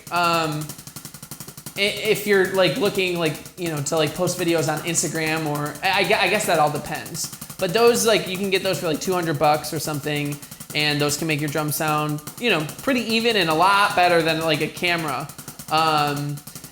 Otherwise, I think like trying to find microphone packs on eBay or something, you can generally get discounts with a pack. Like I got my microphone pack for like $500 years ago, and it's been great.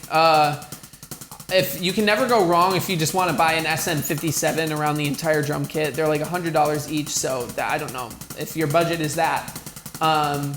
Maybe not for your kick drum though, but actually you wouldn't even need to spend that much. If you did an SM57 on the snare and then like Sennheiser E604s on the toms, again, it all depends on what your budget is. And then exercises to improve groove and feel. Or just suggestions, best practices in developing rhythm and feel. So another note on the recording budget though is like if you want to get good mics but can only afford some, like start off just getting like overhead mics. If you can just buy 2 overhead mics and then maybe like a kick drum mic, then like that's gonna cover your whole drum kit. And then you can start adding on from there of like, okay, now I can afford a snare drum mic, now I can afford a tom mic, but like those overheads are gonna pick up everything. Just depends on how you EQ them, if it's gonna pick, like if you're gonna have more, I mean, you are gonna have more high end, but yeah, that would be my recommendation there. Recommendation for like improving like rhythm and feel is like start listening to music that like that really makes you think like, whoa, this feels amazing. Like some of the Adele records have amazing feel on them. Some of like the John Mayer albums just feel amazing. So the more you can expose yourself to other people who have amazing feel, the more you're gonna internalize that and kind of want to emulate that and specifically know how to emulate that, so. Inyam says, is there a time in your life that you felt burnt out to the point that you wanted to stop because you're not good enough? If yes, what inspires you to continue in playing the drums? Right now is one of those times. I never have wanted to just stop playing because I'm not good enough, because that never made sense to me, because playing always brought me enjoyment. There have definitely been times where I feel that I'm not good enough or that there are better drummers than me out there, and that's just true. I mean, I am fully aware of the fact that pretty much no matter what I do, like there's always gonna be someone better than me. And it's really just coming to terms with like, well, what do you want? Do you want to be the best drummer in the entire world? Because if so, then you need to be okay with what that entails. And what that will entail is most likely playing drums for 10 hours every single day for years upon years. So if that's what you want to do, well then start doing that. But if you see that and you're like, I don't want to practice drums for 10 hours every day, well then you just made the choice to not be the best. So now you need to be okay with that choice. And you need to say, there are other things in my life that are more important and more beneficial for me, and I'm okay with sacrificing becoming the best drummer in the entire world. And I feel like that's an intentional choice that I've made. There are definitely things that are more important to me. And I also just try to stay away from the mindset of like that it's a competition. I recognize that there are other incredible drummers, and I love those drummers, and they're super inspiring to me. Holy smokes. You ready? Mm-hmm. That was a good one. 9,836. We only have about 6,000 more to go, baby. Oh man, final stretch, everyone. So yeah, I think you need to like be okay with like just being where you're at, and continuing to push yourself is a great thing. But we're kind of all like doing this thing together. Like we're all playing drums, we're all having fun. So I really try to stay out of like the competition mindset. What was the full question? I think I'm missing an aspect to it. So it's like, do you ever feel that you get burnt out and so you want to stop, and then what inspires you to keep playing? Yeah, I mean, I think, so yeah, like I said, I do get burnt out. And I think just taking some time away from the kit is helpful sometimes. Taking a few days off, I never intentionally take a week off. It's just if I'm traveling or something. But that can always be re-inspiring when I sit behind the drum kit. But things that can re-inspire me are other drummers, and just learning new stuff. Like even, like I said, if you want to take some time away from the kit and try to like look up new lessons to practice, then like great, now you'll be re-inspired and reinvigorated. So yeah. All right, Bass Drums 2 says, I'm looking for some extra cymbals to add to my kit, but I don't want to spend a lot. Do you have any recommendations? Did we already cover that? Kinda. Already covered endorsements. Sometimes I don't know what to practice and I get bored. What motivates you to keep practicing and not get bored fast? I think it's breaking up my practice time in terms of like if I have an hour practice time, like breaking it up into like sections. Maybe it's like 10 minutes of one thing, 10 minutes of another thing. Maybe like you have your main topic of like, okay, maybe I'll spend 20 minutes here, and then 10 minutes of something else at the end. And then I always end my practice time with doing something fun, of like saying, okay, the last 10 minutes of practice, I'm just gonna have fun behind the kit, play songs, to make sure that I'm always allowing myself the space to continue to just have fun behind the drums, even when I'm practicing. All right, we've kind of covered... What's the specific number I need to hit again? Like 6,500? What? Like for this, once it hits 100,000? Yeah, you were at 94,064. Okay. We covered best rudiment to practice. Okay.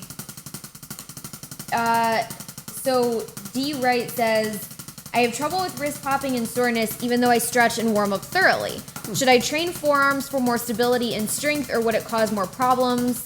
There's a few more questions, so I'll let you handle that first. I mean, I don't think it's necessarily like a forearm strength thing. I think it's gotta be technique in terms of like how you are playing with your fingers and the mechanics of how you're actually playing. A big DVD that helped me with my technique overall is the Jojo Mayer hand technique DVD. I know that's not the specific name of it, but I'm sure if that's the Google search that you do, it's something for the modern drummer, I think. But the Jojo Mayer hand technique, he has a hand technique and a foot technique DVD. The hand technique really helped me with pain, with breaking sticks, with breaking cymbals. It helped me not do that as much. So I would look up that. It's really helpful, seriously. Also, I know Dave Elich has stuff on technique that's really helpful as well. So just seeing some of those technique gurus, I think will help you out. All right. What 5-piece or more shell pack is best that is under 1,000? I don't know if I have a specific one offhand. Like I said, when it comes to drums, I feel like so much can be done with different drums and different heads. So, okay. If that's your budget, then just like go for what, it's important to educate yourself on like what sounds you like, whether you like maple, whether you like birch, whether you like babinga, like kind of looking up the different woods and what qualities those have, and then take it from there. What is your number one tip for all type of musicians? To listen to each other. Always be aware of what everyone else is doing. When you're playing with a group of people, it is not all about you. So you have to work together as a team, just like you would in sports. That's how you're going to become the best musician, is when you elevate what everyone else does rather than yourself.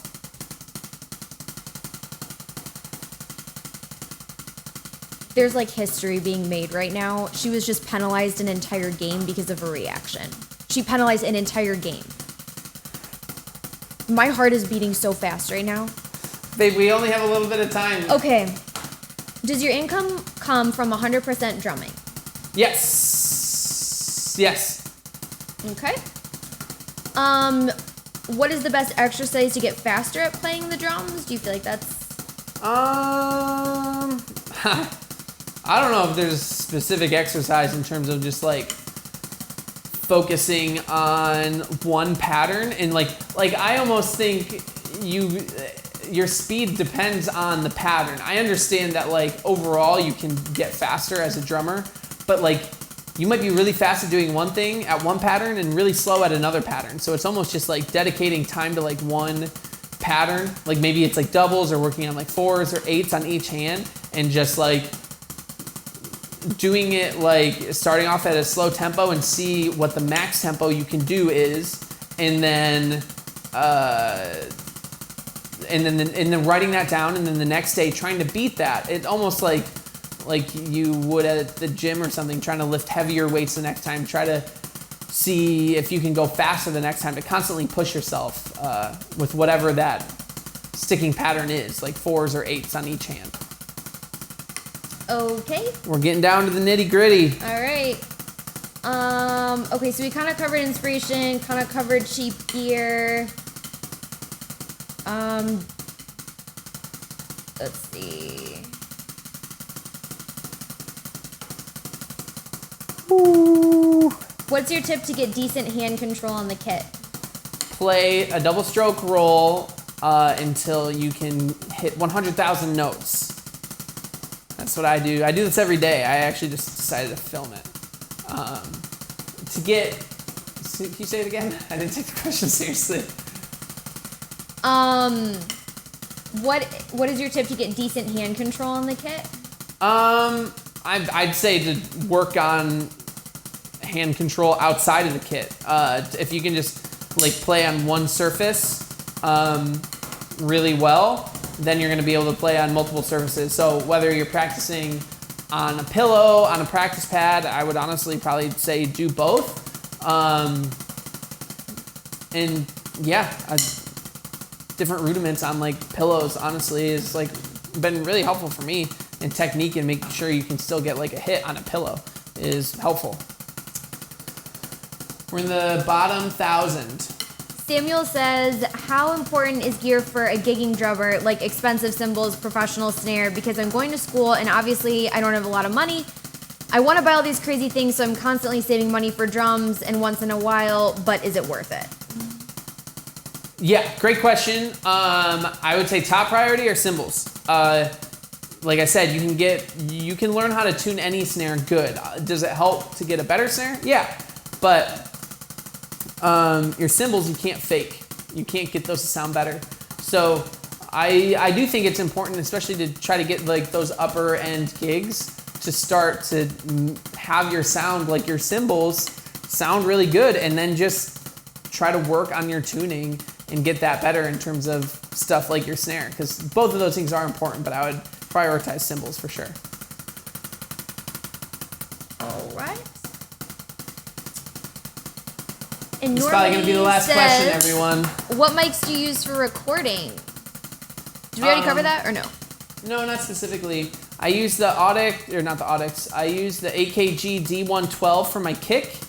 I use the Audix F9s for my overheads. Wait, I did it! Woo! I just had to hit over 6,000, right? What do you... I got 6,003. I don't know if that's enough. What? No, it is. It is. You're good. All You're right. good. Wait, how many do I have? Last question. Wait, I didn't answer that question yet. Okay, you have 1,067. You mean 100,000? 100,067. I have one last question for you. Well, I haven't answered this question. I know, when you're done with this question. I have Audix F9s on the overheads, Sennheiser E604s on the toms, and then an Audix F5 on the snare drum. Okay, one last question. What is your favorite car on Rocket League? Oh, that is such a good question. Thank you. I'm going to turn this off so it doesn't beep. Mm-hmm. I don't know the names of the cars. Which one was I... For a while, it was like I don't know if it was like called the Dune Buggy type thing, but I was playing that. And then I started going into the faster cars. So I've been playing with like the quicker cars a little bit more. If I'm playing like 2-on-2, I like to have one person playing like a bigger car and I'm playing like a smaller, faster car, really whatever that is. But it's giveaway time. My wrists are in a lot of pain. But I did it. Holy crap, I can't believe I did it. I feel hungry. Okay, I'll read the names off. Okay. If you want to hold up what they're going to win. Where are we starting from? We're starting at number 10, everyone. Okey-dokey. So, the winner of this moon gel is nldblanche@gmail.com. I will be sure to send everyone here an email. Congrats! You won! Also, I should say, everyone who wins any of this gets a free 6 months of the upcoming Drum Beats Online memberships. And everyone who even submitted is going to get 50% off their first 6 months. So everyone is a winner here. Now for number 9 of a moon gel is Ura J Thappa 07@gmail.com. Congrats, you did it! Also, I apologize for butchering everyone's names and emails. I don't feel like emails is the best way to do this. That's all I have. Number 8, the last moon gel is supreme.max12@icloud.com. You did it. Number 7, the Slapclats Pro Pack is danielpeter2310@gmail.com. Boom. The keychain. Oh my gosh. Number 6, the winner of the Meinl Bacon, cymbal bacon, is dragb7777@outlook.com. Congratulations. Time to get sizzly on the cymbals. Number 5, the winner of the Meinl Backbeat tambourine is the spasm@hotmail.com. Congratulations. Number 4. The winner of not these drumsticks. The winner of Vic Firth Extreme 55A drumsticks is brendanj.2512@gmail.com. All right, we're getting into the top 3, everyone. Remo P77 coated snare head is fspascuti@gmail.com. That's exciting. The snare drum's going to sound great now. Number 2, this Meinl practice pad is Gustav H. Stork@hotmail.com. And now, the moment we've all been waiting for. The winner of the entire 100,000 subscriber giveaway thing. The number 1 winner over 3,500 entries, everyone, is thomasurban859@gmail.com. Yay! Congratulations, this symbol is now yours. Guys, I just played 100,000 notes. How you feeling? I feel great. My arms feel really weird. You guys just won this stuff. Everyone got 50% off of their first 6 months of the Drum Beats Online memberships, which are coming in October 22nd. Guys, what a journey. This has been amazing. Thank you so much for all being subscribers. This is awesome. I'm really tired, and I don't know what else to say other than if you're stoked on the new memberships coming up and you want free lessons, make sure to click right here or in the link in the description below, and I will send you a free lesson every single week leading up to the big launch of the memberships. But aside from that, we did it. Here's to 1 million. Anything you want to say? All right, guys, I love you. We did it. I'll see you soon. Bye.